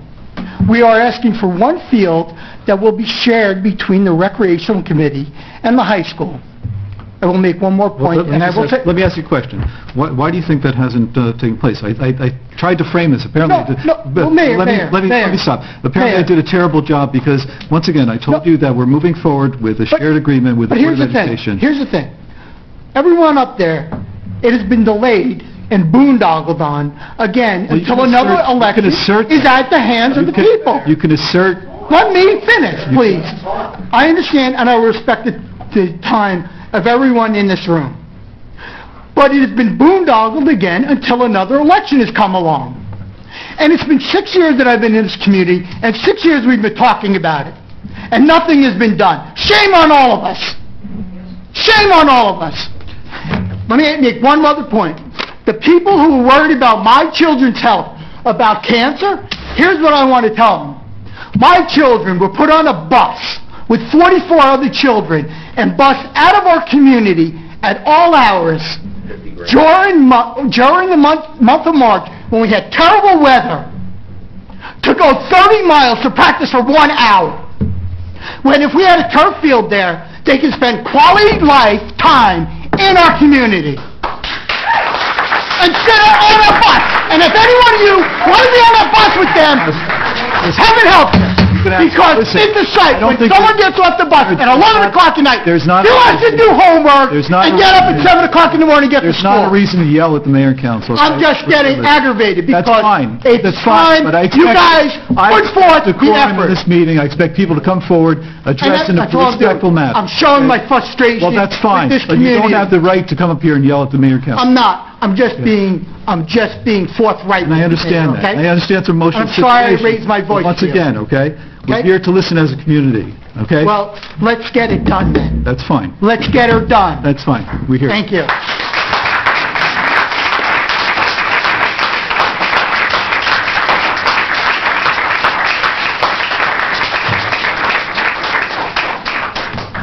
Anyone else? Hopefully you're not going to yell. I'll be very calm. Okay, thank you. But I understand his frustration. I do too. I know you all do. I might be in the complete, Mayhold Gut v. 22 Amira Lane. I don't know if we have to go through that, but I might be in the minority here, but I actually think this whole turf proposal, et cetera, is the way the government is actually meant to work, which is there's clearly a need for it. You put a proposal out there to the community. You've heard on both sides, for and against. The against seems to be, under no circumstance do they want crumb rubber to be used as the infill. At least that is what I understand is the main crux of the argument against it. I understand that now there are two alternates for using crumb rubber. So I think this whole dialogue, we can all agree that the pace has been very, very slow, but, welcome to New Jersey, nothing happens overnight. But I think now that if we've identified what I think is the objection of no crumb rubber under any circumstances, because it is, in some folks' opinion, cancer-causing and detrimental to the health of the kids, well, we have two alternatives now that could be used that don't have crumb rubber in them. So I think the objection has been met. I have one slight fear, is that you're going to hear now a lot about, well, it's never been tested, we don't really know what's in that other material, and then that would confirm to me personally that this was never about crumb rubber, that this was about not wanting to use the funds in the open space recreational and historical fund for this purpose. I hope I'm wrong about that, but that's where I think that this is going to be headed. So I think the whole process of this was actually helpful, and it gets those that didn't want this crumb rubber material into it, and now there's an alternative. So I'm anxious now to hear what the next objection might be, and I'm sure you're all smart enough to realize that if there's yet another objection to all of this, then I personally don't believe that this was ever about crumb rubber. And the councilwoman brought up the fact that it may cost $100,000 to $200,000 more. Well, if the health and concern of the kids was the paramount objection to this, then I think we all in this room would agree that you can't put a price tag on safeguarding what the kids are going to be playing on. So, unfortunately, if that's what it's going to take to allay the fears of some in the community that they're now safe on the turf field with the alternate material, then unfortunately that's what our town is going to have to spend to get it done. You do understand, and I apologize to the public again. I apparently framed this very poorly. Right now, the Board of Education is making a decision. So the discussion we're having tonight about whether or not, crumb rubber is safe or not really resides with the Board of Education. They're making a decision. We've already supported the application. The application has been supported and by majority of the council, so it's moving forward. I think. So, so ultimately, our obligation is going to be, based upon that commitment, the funding. Right. Okay, but that's secondary to getting approvals and getting DEP on board with the exemption. Right. I think my only point to raise all of that is I think down the line you might have yet another version of why the turf field isn't a good idea, and I think that's going to be the reason. The next objection I think will be that. Well, just raising it. Okay. You'll see it eventually, I'm sure. Okay, I appreciate that. Okay, thank you.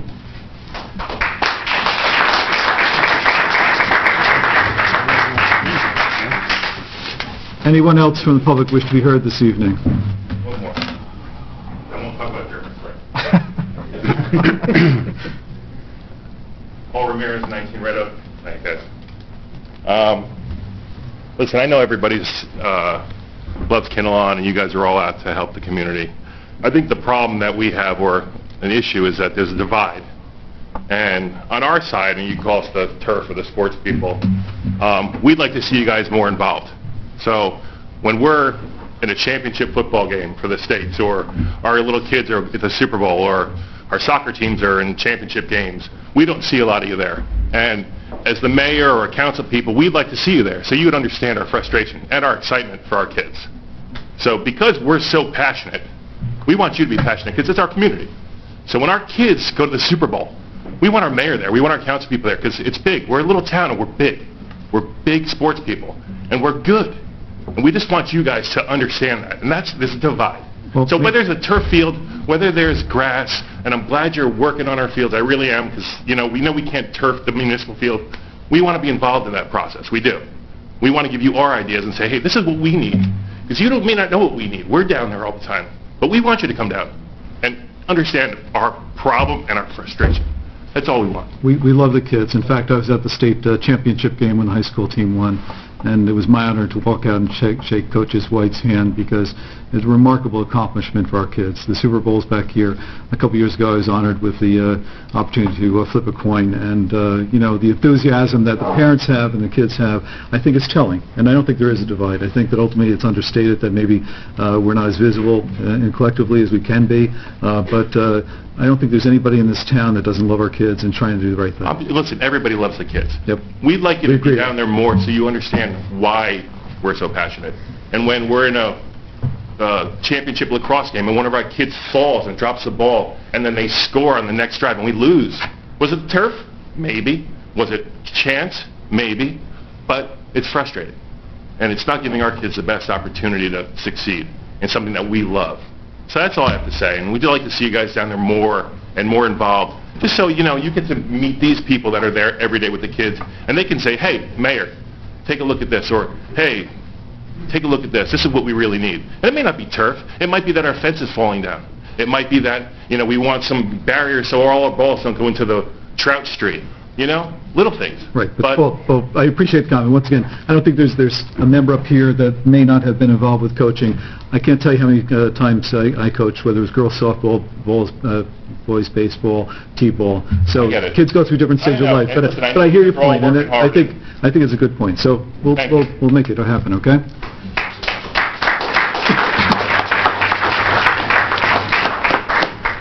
Anyone else from the public wish to be heard this evening?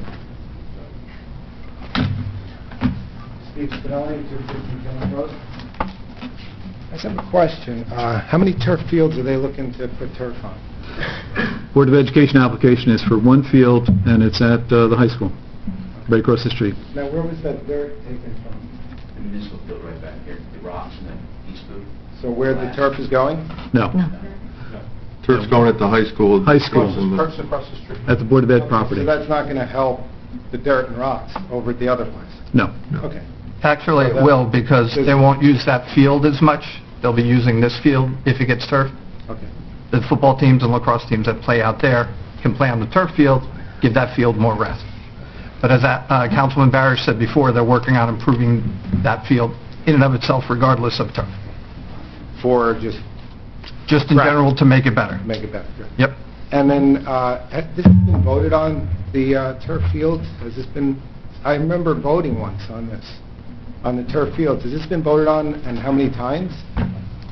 You're probably thinking of when the Board of Ed, when they in the past, they had to have their budget passed by referendum, and it was part of their budget. And it was part of their entire budget, and it was turned down. But it's never been voted for on the municipal side. And our budget is not subject to vote. So it's been voted on one time then, this one?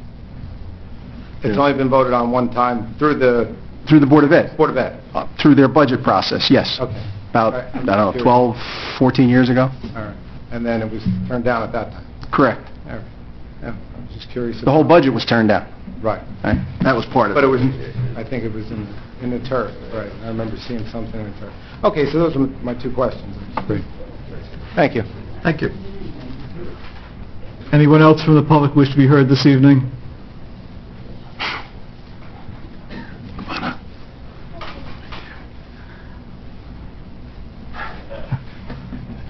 I am Robert Harrington III, and I live at 260 Long Meadow Road.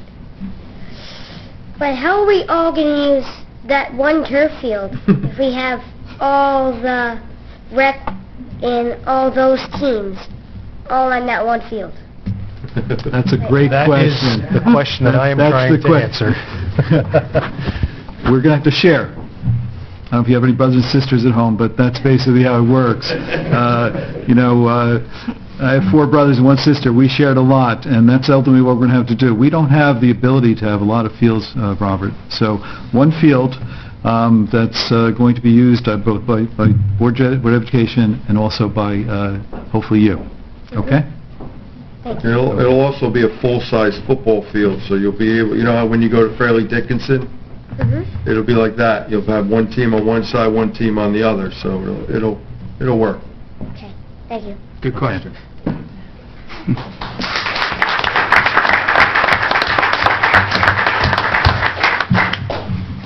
Anyone else from the public wish to be heard this evening?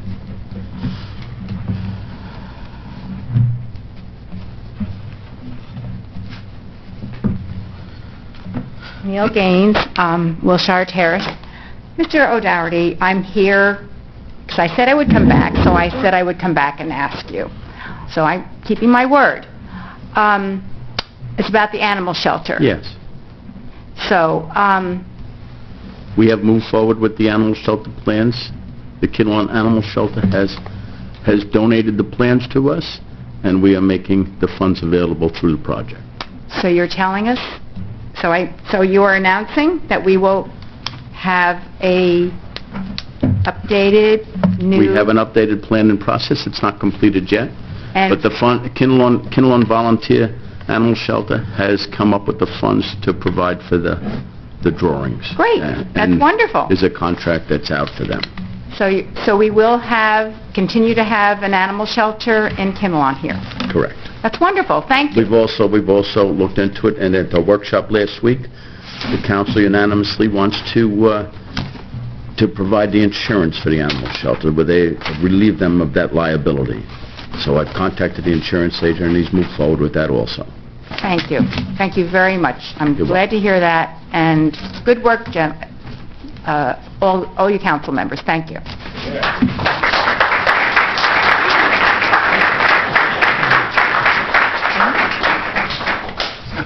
Anyone else from the public wish to be heard this evening?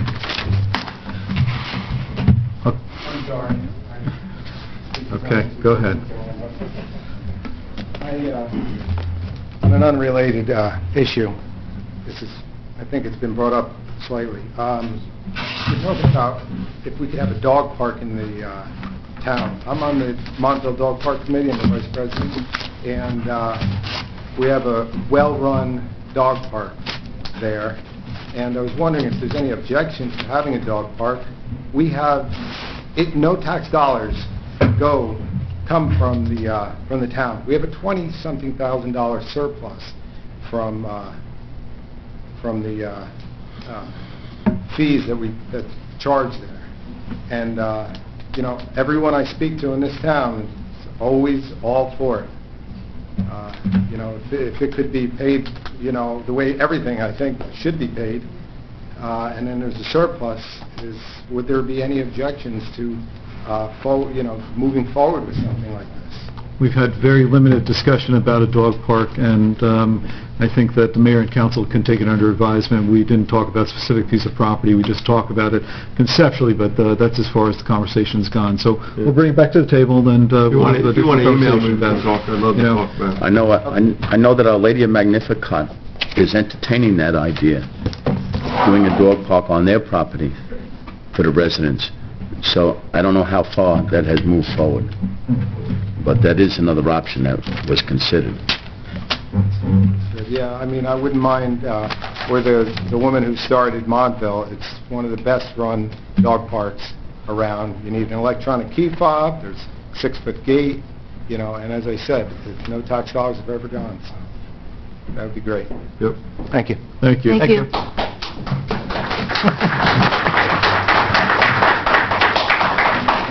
We love the dogs, too. Anybody else from the public wish to be heard this evening? Anybody else from the public wish to be heard this evening? Okay, I'll close the meeting to the public with the caveat that we really do appreciate you coming out. All too often, we don't have a presence here. Paul referred to the fact that we're looking for, I guess, additional visibility. Come to the meetings once in a while. It gives us an opportunity to really hear and listen to you. So this is your opportunity to really interact directly with us if you don't see us walking around town getting a cup of coffee. So thank you to the public so much for coming out. Please enjoy the holiday weekend if you opt not to stay for the rest of the meeting. And we'll move on now to the payment of bills. I will ask for someone to make a motion for approval of the bills list dated April 16th, 2015. I'll make that motion. Second. I have a motion and a second. Roll call, please. Councilman Frida? Yes. Councilman O'Doherty? Yes. Councilman Barrett? Yes. Councilman Cordell? Yes. Councilwoman Senti? Yes. And Councilman Jean Antonio? Yes. Moving on to the consent agenda, we have items A through X. Any comment or question about any of the items that are currently on the consent agenda? I abstained from X, Mayor. I wasn't at the meeting. It's minutes. Okay, thank you, Dan. Mr. Doherty will abstain from approval of the minutes. I'll just make a comment quickly on M, the Click It or Ticket campaign. We didn't mention that before with the police department. They're out for the week of 18th through 31st with federal grant money, encouraging our residents to buckle up. And you'll see them out and around. I think everybody in town really knows where they are. It's usually the exit ramp coming off 23 onto Kinnelon Road or along Keel Ave. So take a ride by, say hi to them. I'm sure they'd appreciate it. Keep your seatbelt on. And keep your seatbelt on. And just to comment on Dan's comment about the change to the federal law regarding the CDB, this is a Community Development Block Grant Program. That's the committee I serve on with the county. And Dan, we actually had made awards to various VFW and American Legions in the past. I think what this does is this just clarifies the law to ensure that the funding is not somehow circumvented by the legal technical language. But it is important, as you cited. But once again, we did make improvements to things such as steps and other things. So just once again, we need to make sure that applications get set forth. So if you have any VFW or American Legions that you'd like to put forth an application, let's talk about it. Okay, very good. Okay. Any other comments on any of the other consent agenda items? If not, I'll ask for a motion to approve the list as set forth. I'll make that motion, Mayor. Second. I have a motion and second. All in favor? Aye. Aye. Opposed? Mr. O'Doherty abstained from X approval minutes again. Okay. Now on to old business. Public hearing of the municipal budget. And Lou, you don't mind if I get a legal opinion here, do you? Do I really have to read this into the record? You don't read it yet. You have to open and close. I understand. I understand. At time when it's appropriate. Yeah, you have to read it. I'd be happy to read it. No, I'll take it. You know. Whoever reads it should move first. All the numbers. I'll read it. Oh, we have to, sorry. Jack, unfortunately, that door has to stay open. I know there's people out there, but appreciate that. Okay, old business. Tonight, we heard the report from the Finance Chair, Councilman Cobell, on the 2000 municipal budget.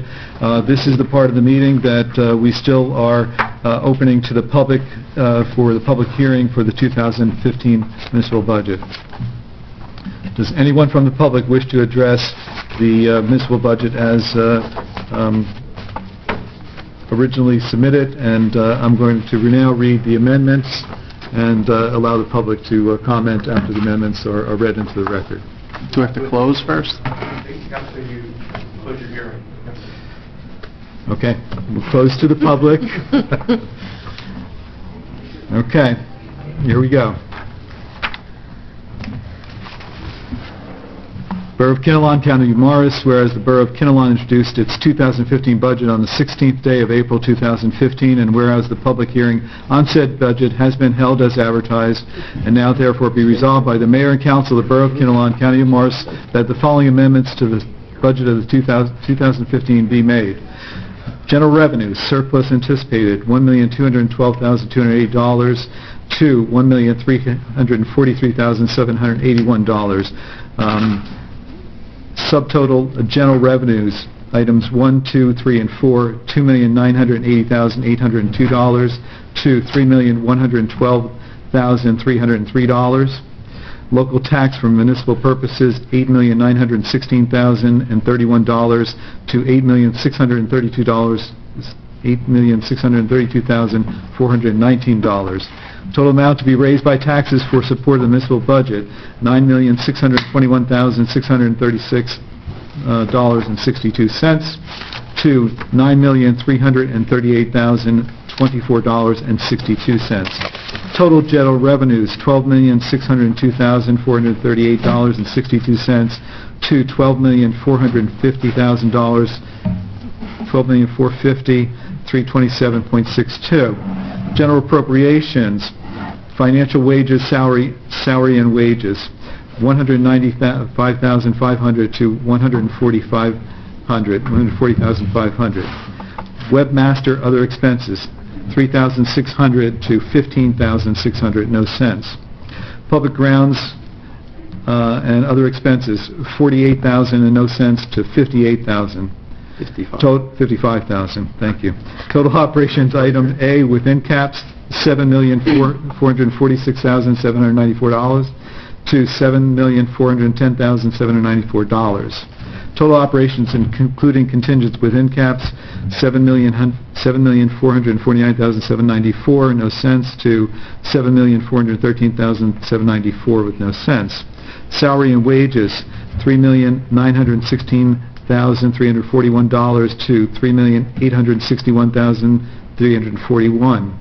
Other expenses including contingent, $3,533,453, no cents, to $3,552,453, no cents. Deferred charges, sewer utility deficit, $23,261 to $0. Statutory expenditures, public employees retirement system, $230,941 to $233,941. Police and fireman retirement system, $399,358 to $402,508. Defined contribution retirement plan, $2,600 to $3,600. Total deferred charges and statutory expenditures within caps, $971,260 to $955,149. Total appropriations for municipal purposes within caps, $8,421,054 to $8,368,943, no cents. Municipal debt service excluded from caps, interest on bonds, $286,000 to $186,000. Total municipal debt service excluded from caps, $1,049,000, no cents, to $949,000. Total general appropriations for municipal purposes excluded from caps, $2,581,384.62 to $2,481,384.62. Total appropriations excluded from caps, $2,581,384.62 to $2,481,384.62.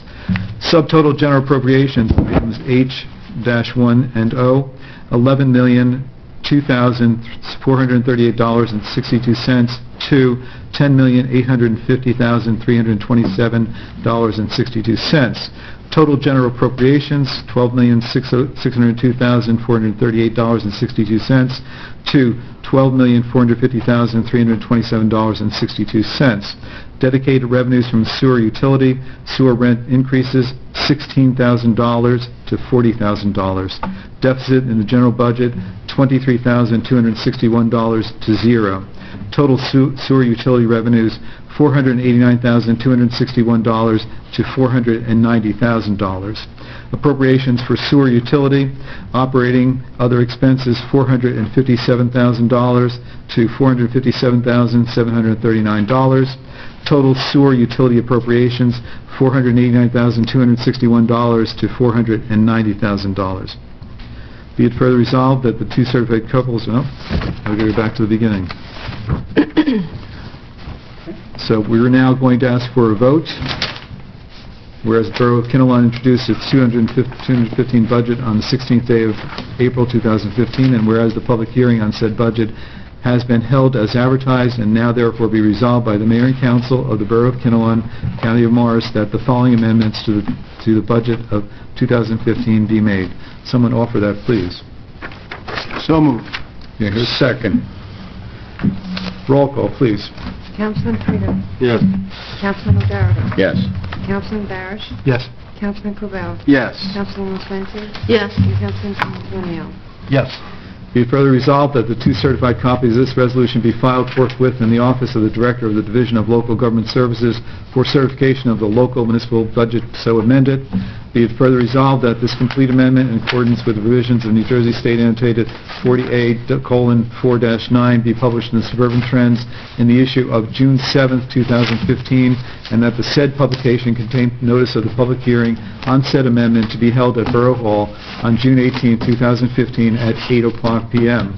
It is hereby certified that this is a true copy of the resolution amending the budget adopted by the governing body on the 21st day of May 2015, to be certified by the acting clerk. Thank you. Now moving on to the public hearing and adoption of Ordinance 5-15, the ordinance of Borough of Kinnelon authorizing a code of conduct for the Recreation Department. This ordinance was introduced last month at a meeting held on April 16, 2015. Proper notice was published as required by law. A copy was posted on the municipal building bulletin board, and additional copies were made available to the public. This meeting is now open to anyone from the public who would like to speak to Ordinance 5-15.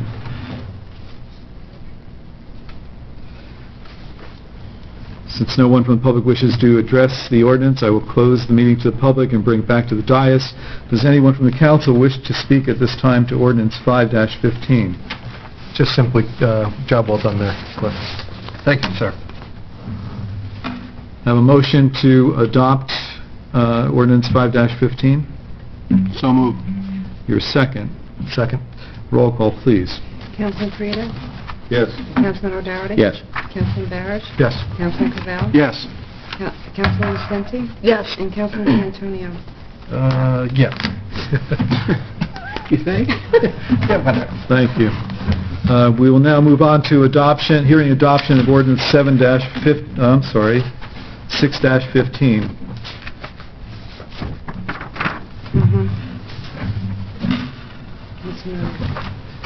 An ordinance to amend Chapter 87, Alcohol Beverages of the Code of Borough of Kinnelon. This ordinance was introduced last month at our meeting held on April 16, 2015. Proper notice was published as required by a law. A copy was posted on the municipal building bulletin board, and additional copies were made available to the public. This is an ordinance, once again, to amend Chapter 87, Alcohol Beverages, and we are removing a sunset provision that was put into the original ordinance. Does anyone from the public wish to speak to Ordinance 6-15? Not, I'll close the meeting to the public at the time, bring it back to the dais. Does anyone from the council wish to speak to this at this time to Ordinance 6-15? Hearing none, I'll ask for a motion to adopt Ordinance 6-15. So moved. Second. Roll call, please. Councilman Frida? Yes. Councilman O'Dougherty? Yes. Councilman Barrett? Yes. Councilman Cavell? Yes. Councilwoman Spencer? Yes. And Councilman Antonio? Yes. Thank you. Karen says it's the last one, so that must pay. Next under consideration is Ordinance 7-15. This is an ordinance to exceed the municipal budget appropriation limits and establish a cap bank. This ordinance was introduced last month at our meeting held on April 16, 2015. Proper notice was published as required by law. A copy was posted on the municipal building bulletin board, and additional copies were made available to the public. Meeting is now open to the public. Would anyone wish to speak to Ordinance 7-15, which is to establish a cap bank? Hearing none, I will close the meeting to the public, bring it back to the dais. Does anyone from the council wish to speak at this time to Ordinance 7-15? If not, I'll ask for a motion to adopt Ordinance 7-15 to exceed the municipal budget cap. So moved. Second? Second. Roll call, please. Councilman Frida? Yes. Councilman O'Dougherty? Yes. Councilman Barrett? Yes. Councilman Cavell? Yes. Councilwoman Spencer? Yes. And Councilman Antonio? Yes. Thank you. Next order of business, the tax collector's report and investment officer's report. During the month of April 2015, the tax collector's office processed a total of $3,301,762.74. The investment officer's report, a total of $295.26 was earned in interest for the month of April 2015. I direct the acting clerk to file the report as read, and now we move on to the district school payment, $2,889,430.92. Someone offer that, please? So moved. Second. Thank you. Have a motion and a second. Roll call, please. Councilman Creder? Yes. Councilman O'Dougherty? Yes. Councilman Barros? Yes. Councilman Cabell? Yes. Councilwoman Senti? Yes. And Councilman Giantonio? Yes. Thank you. Tonight, we are entertaining 3 resignations. Unless there's an objection, I'd like to handle them together. I think we can offer them with regrets. We have Anissa Minero, clerical assistants for the borough, Jeanette Rossi from the Kinnelon Public Library, and Nancy McMurray from the Kinnelon Public Library. I think that we have dedicated employees both at the library and the borough, and each of these individuals will be missed. Someone offer that with regrets, please. I'll offer that. Do you hear a second? Second. All in favor? Aye. Opposed? Passed. Carries. Thank you. Next is the appointment of Kinnelon volunteer firefighter Lucas D'Amico. Someone offer that, please. I'll make that motion. Your second? I'll second. All in favor? Aye. Aye. Aye. Aye, aye, aye. Aye. Opposed? I don't hear any opposition. The motion carries, and we now have a Kinnelon volunteer firefighter. Congratulations to Lucas. There's one. Keep talking about it. Once again, just thank the public for coming out, and once again, Harry, we are indebted to you. You know, don't forget us, and I know you're not leaving town, but we may find a side job for you to do occasionally, but congratulations. Okay. Thank you so much for coming out. We have a personnel matter, so I'm going to ask the attorney to frame why we are going into closed session. So, thank you, Mayor. The council will be going into closed session to discuss personnel issues. It is anticipated we are likely to emerge from closed session in approximately 20 minutes. I cannot assure the public whether we will or will not take action, but we will return from the closed session portion of the meeting and then re-enter a regular meeting, probably for the purposes of simply adjourn. someone offer that, please. I'll offer that. Someone second? Second. All in favor to go into closed session based upon the motion offered? Aye. Opposed? Okay, we're getting better informed. We are in closed session. Exhausted. I want to get a picture of you with the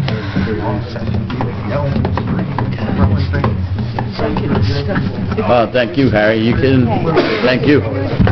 Yeah, we went to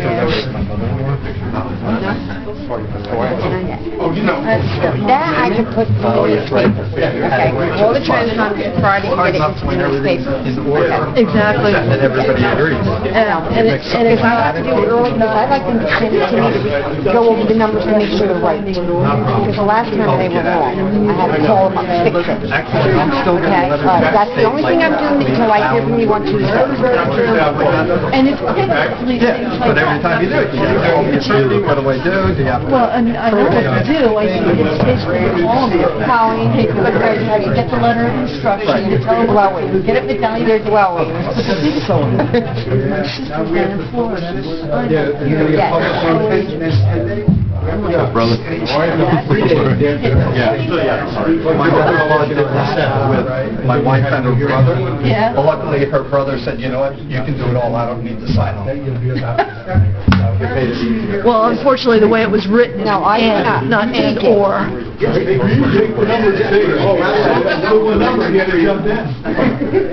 what I wanted to do, you know, we try to fit out 2 pages, we don't want over 2 pages. We don't get as far on the order. I got you. I just took care of it. I just took care of it. You can take care of it. You know, like numbers, we spoke today. I was Well, but next year, Jennifer will be over. I think so. No, you don't surrender only when you speak. That's where I get tongue-tied. When you mention all those numbers, I would still be here this time next year. It will be that way. Right?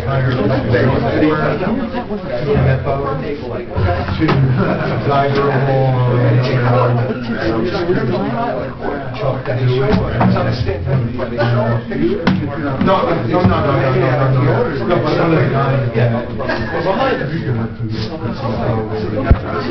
That's something that I'm trying to do. Yeah, it's rocks. Yeah. Oh, it's bold. I didn't mention that. No, he did. Oh, he did? That was Chris back there, wasn't it? My son back there? Yeah. Is he in town? Yeah. Yeah? He has a beard? Yeah. He was here.